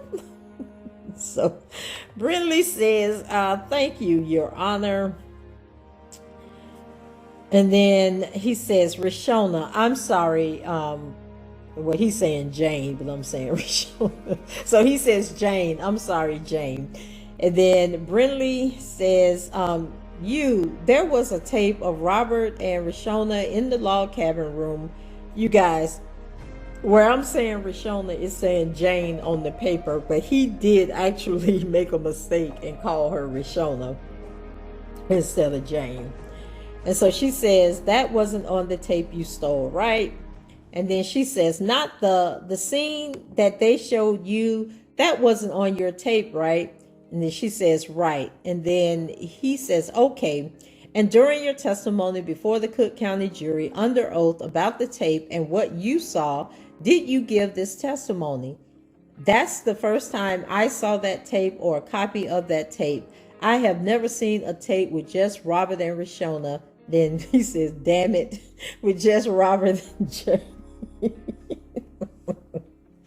don't don't even know why they're using these pseudonyms, because everybody and their mama already know who these people are. So they are just wasting time here. And then Julian, can we have a brief sidebar, Your Honor? And then Brindley, same thing, Your Honor. And then the judge says, yes, same thing. And then Brindley, I'm reading. And then the judge says, yeah, okay, be careful. And then Brindley, yes, Judge, I'm sorry. And then he continues. He says, I have never seen a tape with just Robert and Rishona, but he said Jane. Only me, Robert, and Rishona, he said Jane.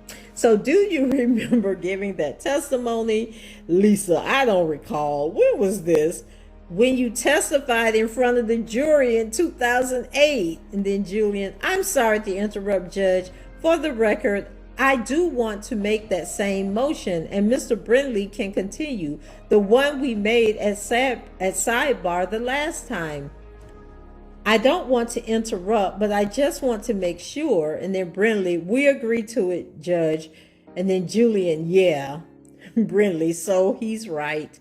And the judge, all right, we agreed. Okay, same. Brindley says, yeah. Y'all interrupting the judge soap opera here. Keep on with the testimony.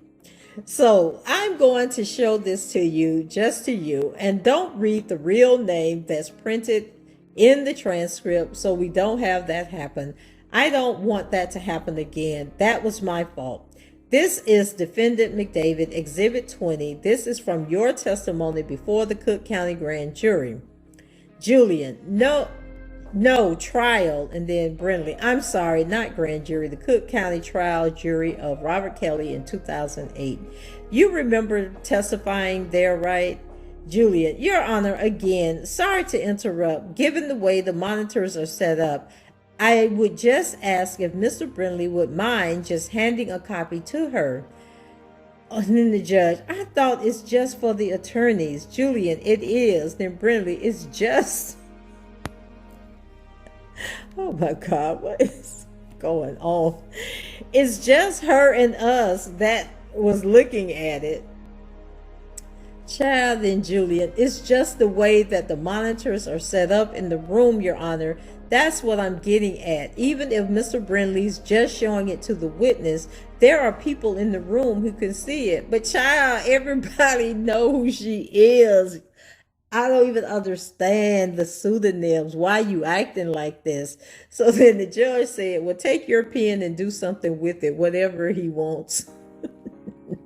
So then there's a brief pause, and then Brindley, if you could just show her page 21 of the cross-examination, we'll make it easy so I don't have to cut up any more strips of this paper. And then the judge says, all right, the document is tendered. The witness, where am I at? Okay.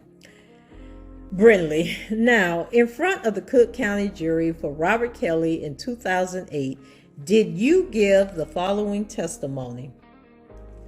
I have never seen a tape with just Robert and Rishona. Only me, Robert, and Rishona. Do you see where you gave that testimony? That testimony was read correctly, right? I'm trying to... Did she lick her lips? I don't recall saying that. That's why I'm rereading it. I understand. I don't recall saying only. Okay, what the transcript of the trial testimony you gave says is, I never have seen a tape with just Robert and Rishona. Only me, Robert, and Rishona. That's what the transcript from Cook County reads. I think it was worded incorrectly. Because I think that I was saying was that the tape with me, Miss Van Allen, and then Lisa said, Rob and Rishona, not the tape with just him and her. And then he cut her off and said, Miss Van Allen, then she cut him off and said that they had before at the trial. I don't even know what they talking about no more. Miss Van Allen,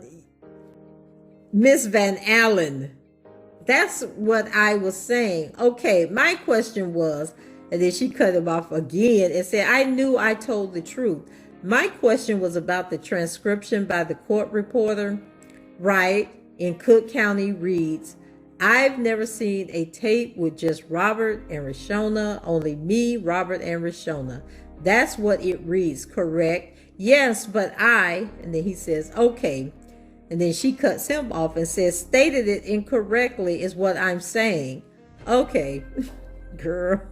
Now you're saying maybe you stated it incorrectly this time. Yes, I meant the tape with me. Okay.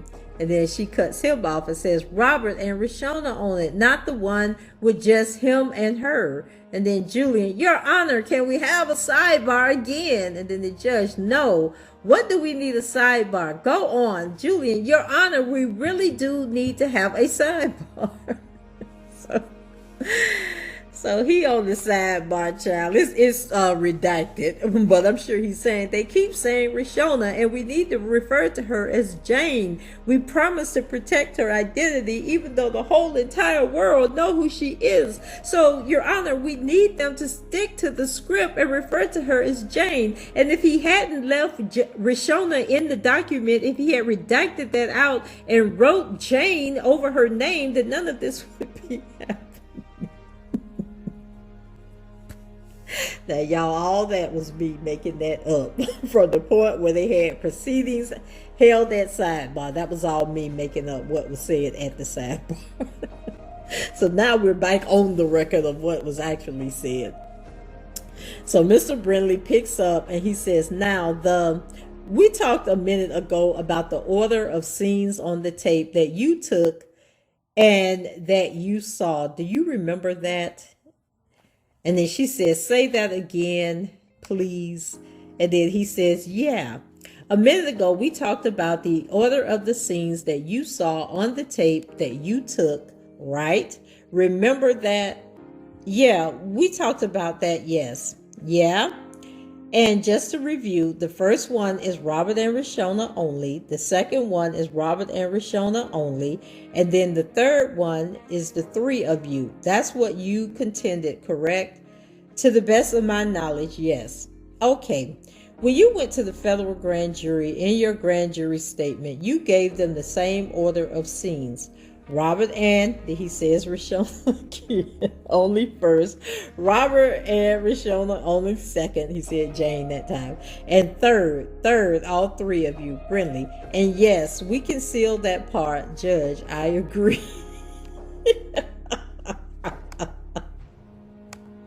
Oh my God, these people are so stupid. Oh, Lord.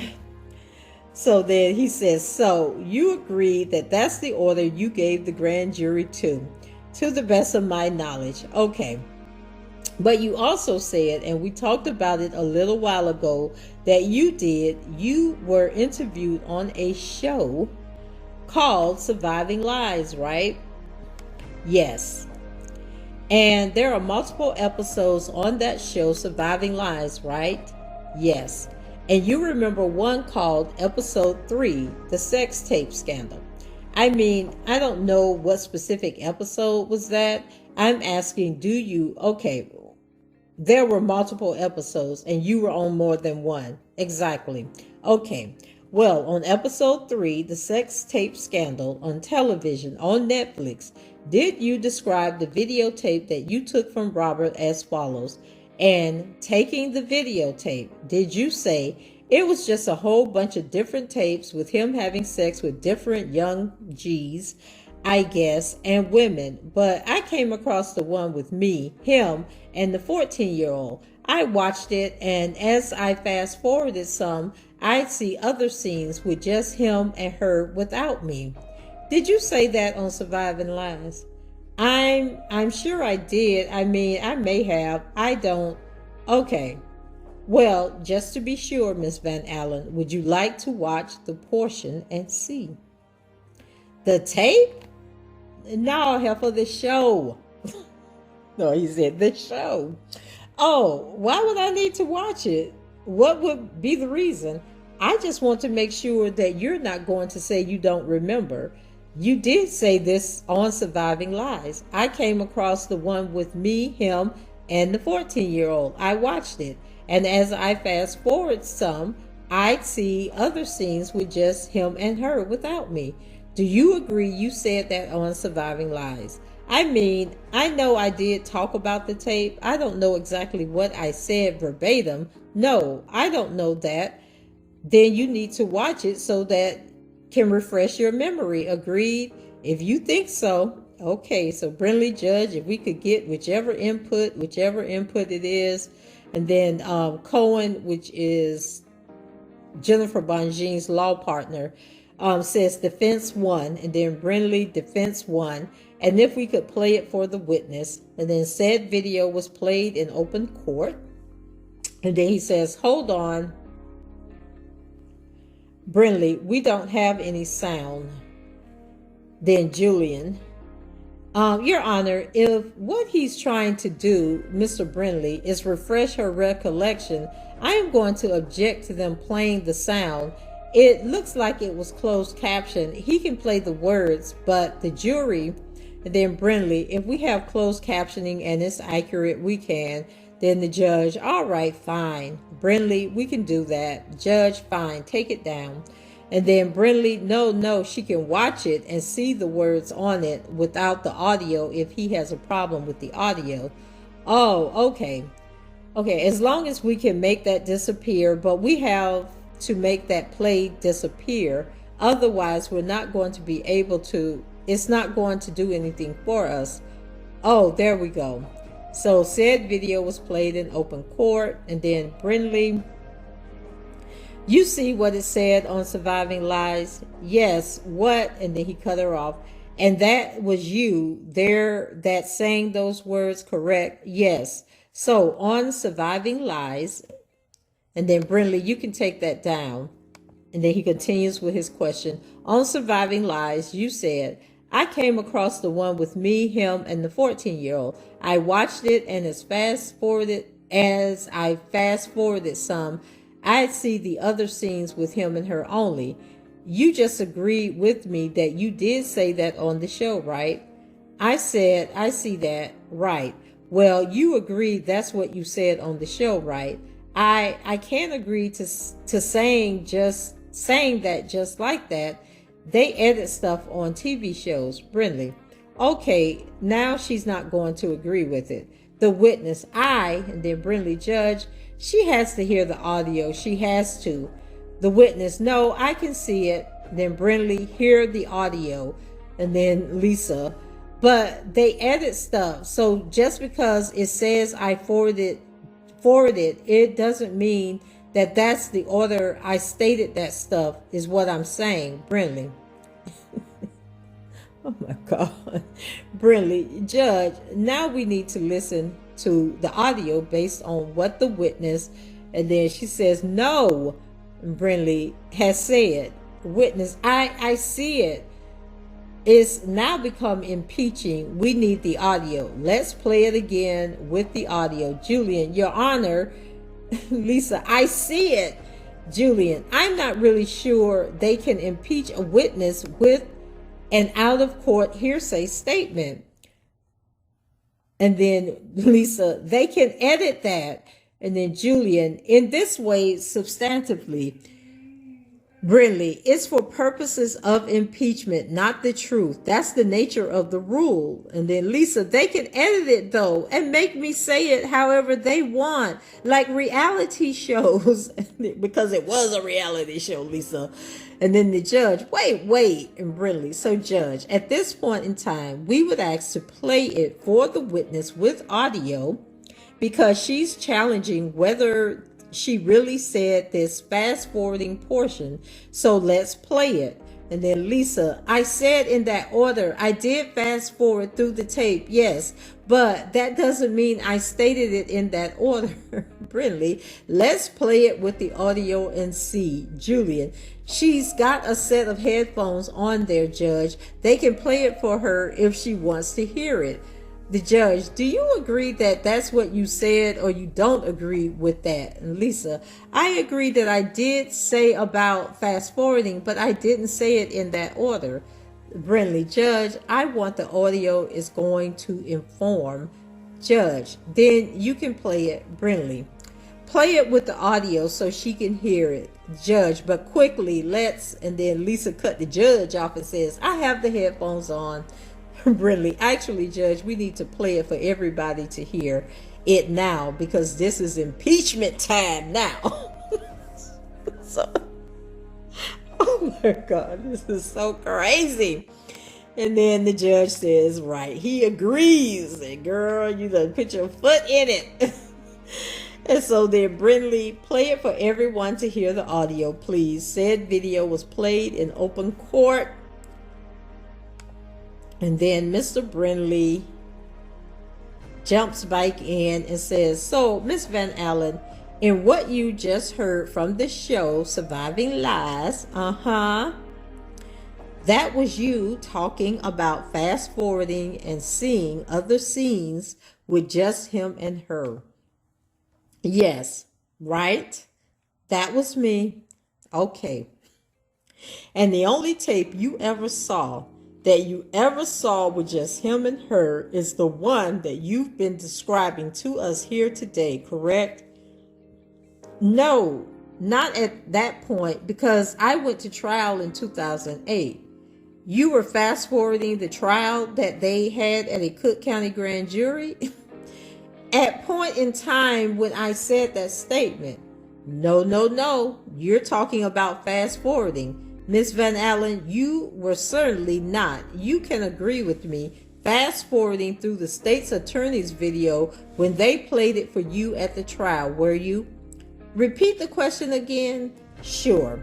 When you were testifying at the trial in Cook County, you certainly weren't fast forwarding through their video while you were giving your testimony, were you?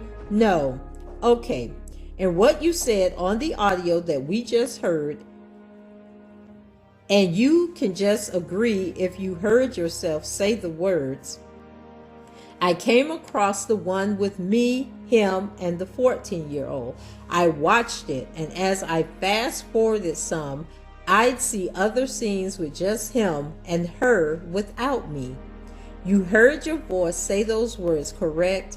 Yes, I heard me say that, but okay. And you have told us, according to what you've told us about what you say this video contained, that you say you showed to Mr. McDavid, what you told us is that the last scene on there is the threesome scene, right? Yes. And so, if you started fast forwarding, there wouldn't be anything else to see with him or her only, would there? No, it wouldn't, but that doesn't mean I said it like that, is what I'm saying. Yeah, okay. And if we circle back now and connect what we just heard about you on the audio from Surviving Lies, when we circle back to the testimony you gave in the before the jury in 2008, you said you had never seen a tape with just Rashona and Robert only. No, I'm sorry, you had never seen a tape with just Robert and Rashona. Only you, Robert and Rashona. You remember we just went through all that, right? I have never seen their tape. No, you're right. Lisa don't know what the hell she's saying at this point. Okay, and your explanation, we just went through with you what it actually says, and what you did is, after I showed you what you said according to the transcript in Cook County, you said, well, it was described wrong, or there was a mistake made in how I said it. That's what you said a minute ago, right? Yes or no? I said that doesn't mean I said it that way. That's what I said. Doesn't mean, regarding the transcript in Cook County, what you said first is maybe they got it wrong, and what you said second was maybe I said it wrong. That's what you said about the testimony in Cook County in the transcript. You remember saying that, right? I said, what now? Maybe did she lick her lips? They said it wrong. And then he cut her off. And he says, first yes, just a couple of minutes ago, the first thing you said when confronted with your testimony in 2008 is that maybe they got it wrong. There was an error. And then secondly, you said, when maybe I got it wrong. Do you remember giving both of those forms of testimony about the transcript in Cook County? Which statement on the transcript? The only one. And then she cut him off. That's a big transcript. The only one that we talked about. I have never seen a tape with just Robert and Rashona. Only me, Robert and Rashona. And she licked her lips. I explained that to you. Yeah, you explained. And then she cuts him off. That it was a different tape because I had never seen the other tape. Okay, something was incorrect about that is what you said. And then when confirmed with the audio of your statements on Surviving Lies, you're saying that the people from Surviving Lies, they changed the order. So there's something wrong with that too, right? I said that doesn't mean I said it in that order. Yeah, that's what I said. Yeah, okay. Miss Van Allen, you have told us earlier today that it was Daryl McDavid who gave you the $20,000 after Keith failed the polygraph, correct? To my recollection, I don't recall. I don't remember honestly. And then he cut her off. Oh, Lord. And then he says, well, this morning you said. Then she cut him off. Not exactly what I said, but yes, Daryl gave me $20,000. Wait a minute now. This morning you gave testimony that Daryl gave you $20,000. Isn't that what she just said? And then she says yes. And then he says, now you're saying that honestly, quote, honestly, I don't remember. Yes, I said he gave me $20,000. Yes. Okay. But a moment ago you said, honestly, I don't remember. Are you saying that you testified to things that you don't actually remember? Objection. Mischaracterizes Brindley about Mr. McDavid, and mistakes her testimony. Okay, slow down. Here, Brindley. All right. It's also harassing at this point, Your Honor, but it does misstate her testimony. And then the judge, well, Brindley, it's fair given the answer, Judge. Okay, start over again. All right. So a minute ago, when I asked you, you said Daryl gave you the $20,000. You said, well, honestly, I don't remember. And then you said, well, yeah, it was Daryl who gave it to me. So I want to know, when you said to the jury, honestly, I don't remember, was that the truth? When are you talking about? I'm talking about 2 minutes ago when I asked you. You told us that Daryl McDavid gave you the $20,000. He's the one that gave you the $20,000 after Keith failed the polygraph. You stated here to this jury, honestly, I don't remember. You just said that, didn't you? I don't. And then she licked her lips. You're trying to mix my words. I said that, yes, he did give me the $20,000, but I did say I don't recollect, but you cut me off.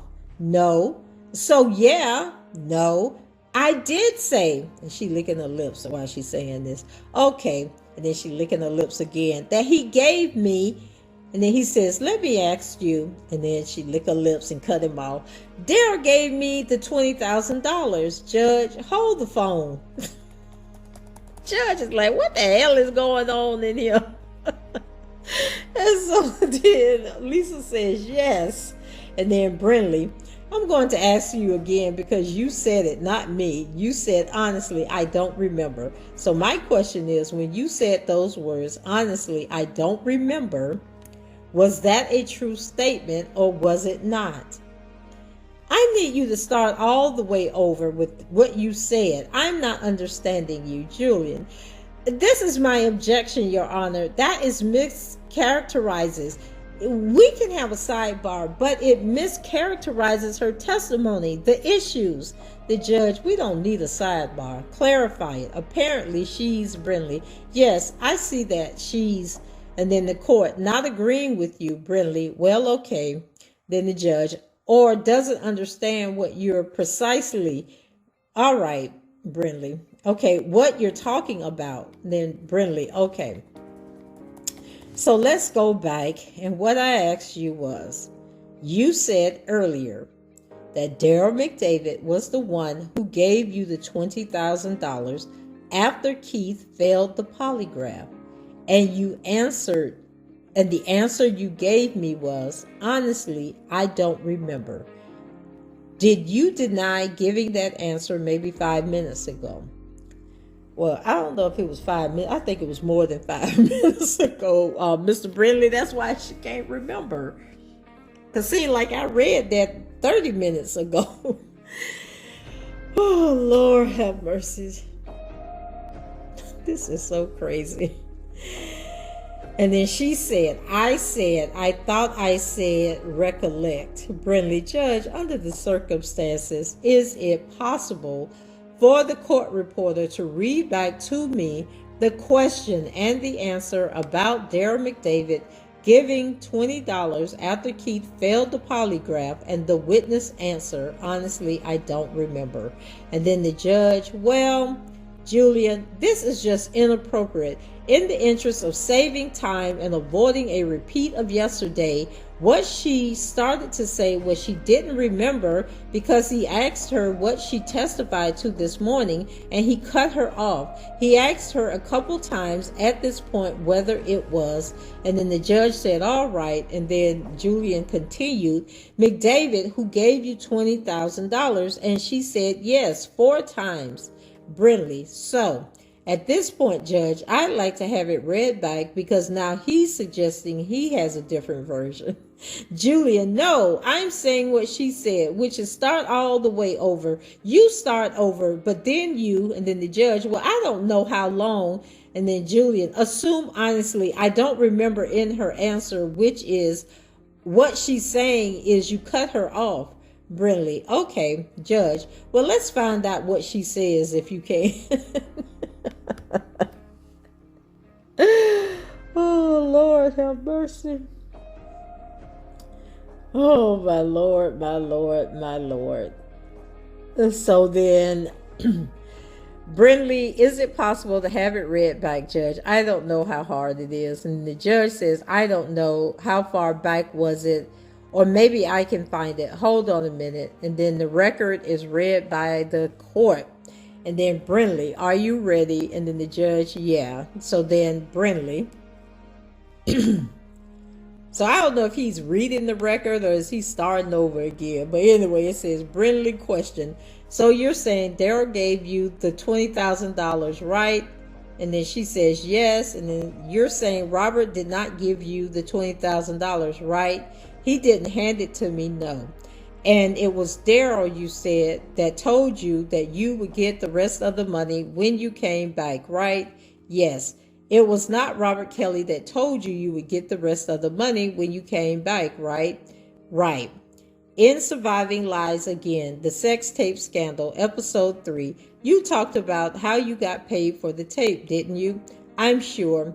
And on Surviving Lies, you said I actually ended up contacting Rob and told him that I took the tape. He flew me back to Chicago. I told him they probably wouldn't just give it back to me, that he probably needs something or whatever to get it back. So he arranged for them to be paid to get him back his tape. He had them take lie detectors. Well, one of the guys and me, and I passed, and the guy did not because he was lying. He said that he didn't make any copies, and he actually did. So he ended up giving, like a little payment for that copy. And then he said, will you bring the rest back? You'll know the rest of the money. Rob said $250,000 was going to be. That's what you said on Surviving Lies, correct? Without reading it. I'm not sure if that Was it verbatim? You know what I mean, Brindley. If we can play it for the witness, judge, the witness. I'm not saying I didn't make the statements. I said I'm not sure if it was that verbatim. I don't know what's going on right now. Is he still questioning her, or are they reading the transcripts? I guess they're reading the transcripts. Okay, I said I'm not sure if it was that verbatim. Then Brindley, okay, well then, and then the witness cut him off that way, and then Brindley, well, let's play it for the witness so we can refresh her memory, make sure she's certain. Just play it with the audio and make it easy. Okay, then the law clerk says, if we play it with the audio, we need to publish. And then Brindley, okay, well, now she can't see it there. Then there's a brief pause. Then Pozzolo, can we take it down, please? Julian, take it down. Brindley, just play it for the witness. And then the witness, I supposed to have it on my ears. Julian, no, you'll see the words. Brindley, you can just read it. Said video was played in open court. And then he says, did you see that? Yes. Okay. And so based on those subtitles you read from the show that I read to you is exactly what it says, right? Yes. Exactly what you said, right? Yeah. And so when you were on Surviving Lies, you're talking about Robert flying you in, and you're talking about he ended up giving a payment, and then he said, when you bring the rest back, you'll get, the rest of the money. When you were saying that, there was no mention of Daryl McDavid on Surviving Lies in this portion that you just said, right? Okay, I'm thinking that they read the transcript, but the transcript, but now they're actually questioning her again, is what I'm assuming is going on here. Okay, so it says then she says that's true, but that's because it was Robert's money. Yes, that's why. And then he cut her off. And when you said, and then she cuts him off, I said he, and then he cuts her off. When he said, you bring the rest back, you'll get, the rest of the money. On that show you hadn't said that Daryl McDavid was saying anything, right? Not at that. And then she licked her lips. No, what's, and then he cuts her off and says, right. I don't understand. Child, Lisa, we don't understand either. Okay, so the only he you could have been talking about when speaking on Surviving Lies at that time was Mr. Kelly, right? No. So the truth of it is, on TV, it was Robert Kelly who was saying what? You were going to get the rest of the money when you came back. But here in court now is Daryl McDavid. That's true, isn't it? No. Okay. Why would I say that about Daryl? I don't know. Good question. In addition to taking Mr. Kelly's videotape, which we'll come back to in a second, but you took some other things that belong to Robert Kelly. I heard you say earlier, didn't you? I didn't take them. They were left. Okay. Robert Kelly owned a Rolex watch. It was his watch, right? Yes, it was. He wore it on his wrist, right? Yes. He never said, I'm giving you this watch as a gift, right? No. Okay. And so Mr. Kelly, he left the watch in a hotel room you were at, and you took it, right? I didn't take something he left. Well, he left it and you picked it up and walked away with it, right? Oh my God. Yes, if that's what you want to say. Okay. And so you didn't have his permission, right? No. And you actually gave it to some other guy, right? Yes. Okay. What I was going to do with a man's Rolex, that's what Lisa said. What you going to do with it? Well, did you think about perhaps calling Mr. Kelly and telling him, I'll give you your watch back. You left it behind. You didn't think about that? Oh, that's a question? Yes, yes it is. No, I didn't think about that. You stole Mr. Kelly's watch, didn't you? No, I didn't. You didn't? Okay. You can't steal something that was left. You testified in front of the jury in Cook County, right? Remember that? Yes. Okay, I'm referring now again to Defense Exhibit McDavid 20. You were asked about this watch in the jury trial in Cook County in 2008 as well, weren't you? Yes. And what you were asked, this question, you gave this answer, didn't you, with respect to the watch? It was a watch. You can see where I'm reading. Question, and you stole it? Answer, yeah, I took it. Wait, you moved it so fast. How can I read it? Oh, I'm sorry. Question, you stole it? Yeah, I took it. That's what you said, right? Oh, let me go up. No. A couple questions. Brindley cut her off and said a couple of questions. And then Lisa, I didn't say I stole it. That was their question. I said, you're right. I didn't give it. He didn't give it to me. Hold on a minute. And then he cuts her off. Let's go back and see. And they said you stole it. Line 8. They said you stole it. Yes. The question at line 8. So she yelling out answers and he ain't even paying her no attention. So he says the question at line 8 was, the lawyer asked you, he didn't give you that. You stole it, didn't you? Your answer was, you're right. He didn't give it to me. Question was, you stole it. Your answer, yeah, I took it. That's what you said in the Cook County testimony, correct? I didn't say I stole it, but yes, I did say took it out of the hotel room. Yes. Okay. So as you sit here today, it's your view that taking a Rolex watch that doesn't belong to you from the owner of the watch and giving it to someone else without his permission, you do not consider that stealing. I didn't steal it from him, no. So you don't consider that stealing. I didn't give it back, which is not a good thing, but I didn't steal it. Taking someone else's property and not giving it back, Miss Van Allen, is, and then she cut him off. I didn't take it. Judge, all right, I think, and then Brindley, take it. So they ain't even paying the judge no attention at this point. I took it out the hotel room. I didn't take it from him.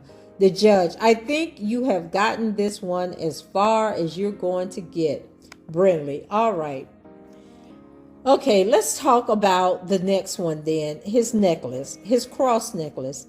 That didn't belong to you either, did it? No. It was his, right? He wore it. It was his jewelry, right? Yes. And he left it somewhere, right? Yes. And you took it and you left with it, right? Yes. And it didn't belong to you and you didn't have his permission, right? No. And then without his permission, you took his valuable gold, his valuable cross, and you sent it to Keith Merle, right? Yes. But I suppose you didn't steal his cross either, right? It was a similar situation to the watch, but you don't think that's stealing. I'm not saying that it was right, but no, I didn't steal it. I'm not a cat burglar or anything. Girl, you is a cat burglar. You snuck in that room and stole them damn videotapes without anybody knowing it. So then Brindley says, okay, well, so what about his videotape? I think you agreed with me that you stole that, right? How can you steal something that you're on? It was just as much mine as his. I'm on the tape. Okay, Mr. Kelly recorded the videotape with his video recorder, correct? Yes, Mr. Kelly didn't tell you, hey, this is your tape. You get to take it home with you, did he? No, you know that. Okay, and so you took a videotape belonging to him that wasn't yours, and you don't want to admit that that was stealing either. Am I correct? I took the tape. Yeah, all right. Well, let's talk about why you took it. We talked earlier about the fact that you chose to destroy it in order to make sure no one else saw it. You recall those questions? I take it. Yes. That you asked me? Yes. Yes. All right. It was in 2001 when you took Mr. Kelly's tape, right? I believe, well, was it? I think you said earlier today it was 2001, I believe. It was around, yeah. All right. That's Brindley, all right. And then you gave it to Mr. Merle, and I guess he held on to it for 6 years. Is that your testimony? Well, when did I say 6 years? When did I say that? Well, you said that it was in 2007 when you claimed to have given it to Mr. McDavid. So 2001 to 2007, I think that's 6 years. Oh, okay. Isn't it? Yeah. Well, all right. So 6 years. This tape that you had been so worried about keeping from the public, you left it in the possession of this man, Keith Merle, for 6 years without ever trying to get it back or see that it was destroyed. That's your testimony, correct? Repeat that? Sure. The tape you're so worried about keeping from getting out, you left it in the possession of this guy, Keith Merle, for 6 years without ever trying to get it back or make sure it was destroyed, correct? Yeah, I left it in his possession. And it's your testimony today that when you took the tape, you had no intention to use it to try to get money out of Robert Kelly. That wasn't your intent when you took it, right? That wasn't my intent when I took it, no. But then 6 years later, as I understand you, 6 years later, Keith Merle called you or contacted you somehow and told you that, well, maybe that's not what you said. I want to make sure I get this right. So you said earlier, I think somehow you found out that the tape might be for sale or could be sold, right? Yes, through Keith. And Keith, what he let you know was that the tape could be sold for $200,000 to somebody, right? He was saying that his people or whatever, they were trying to do something with it. Yeah. So there are people down there who wanted to do something with it and get paid $200,000, something like that, right? That's what he said. Yeah. Now, obviously, when you heard about that $200,000 that one might get for the tape, you, based on your testimony this morning, you were not concerned about trying to get any money for yourself, right? No, I just wanted to get the tape back. And what you just said was that you wanted to get the tape back, right? Yes. Okay. But what you testified to this morning is when you contacted Keith Merle about this tape, that now you've told us you wanted to get it back. You didn't say to Keith, hey, I want to get the tape back myself, did you? I'm not understanding your question. You didn't say to Keith, I'd like to get the tape back so I can destroy it, for example, did you? I did not say to destroy it, no. Okay. And what you said earlier is you decided that you wanted to give it back to Rob, right? Yes, Rob, the guy you're saying today that you wanted to give it back to. This is the same Rob that you said you took it because you didn't want him watching it, if I heard you correctly this afternoon, right? Yes. So the guy who you didn't want to watch it so badly that you took the tape 6 years ago. When you find out it can be sold for money, you decide the thing to do is to give it back to that guy. That's your testimony, right? Yes, it's the truth. Yes. This was the guy that you took the tape from, and you said you didn't want him watching it anymore. This is the same guy that you said this morning compelled you to go to do threesomes that you didn't want to do, right? Yes. And this was the same guy that you testified this morning when you watched video of what he was doing, that you said earlier you were disgusted by this man, right? I said by the tapes, watching, yeah, with him on them, right? With all the different people, yes, yes. I was disgusted by that, yes. So this guy who you were disgusted by, who had compelled you to do things you didn't want to do, and who you absolutely didn't want to see the tape so badly that you took it after hearing it could be sold for money you thought you had, was let's give it back to him. Did I get that right? Yes, I knew that he would have the most to lose and that he could get it back. Yeah, well, your friend Keith Merle's the one who had it, right? As far as I know, yes. He was your friend. He was holding it for you for 6 years, right?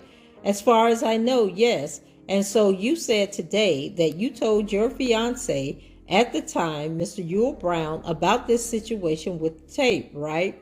Yes. You told Mr. Brown, I suppose, that this tape, somebody says it could be sold for $200,000, correct? You must have explained that to him. I guess. I'm not really sure exactly what I told you. Okay, but I did tell him about it. You're right. And then, based on what you told him, you testified here this morning that it was Yule Brown that contacted Mr. Kelly to talk about this, right? Yes. It was not you. It was Yule Brown, right? At first, yes. This is the same Yule Brown who I think I heard you say this morning. Was it that he get caught with the AK-47 or something? Same guy? Yes, it was. That's the guy that you decided to have contact Mr. Kelly, right? I didn't have him contact him. You asked him to contact him, no? I did no such thing. So he contacted him all on his own without your knowledge?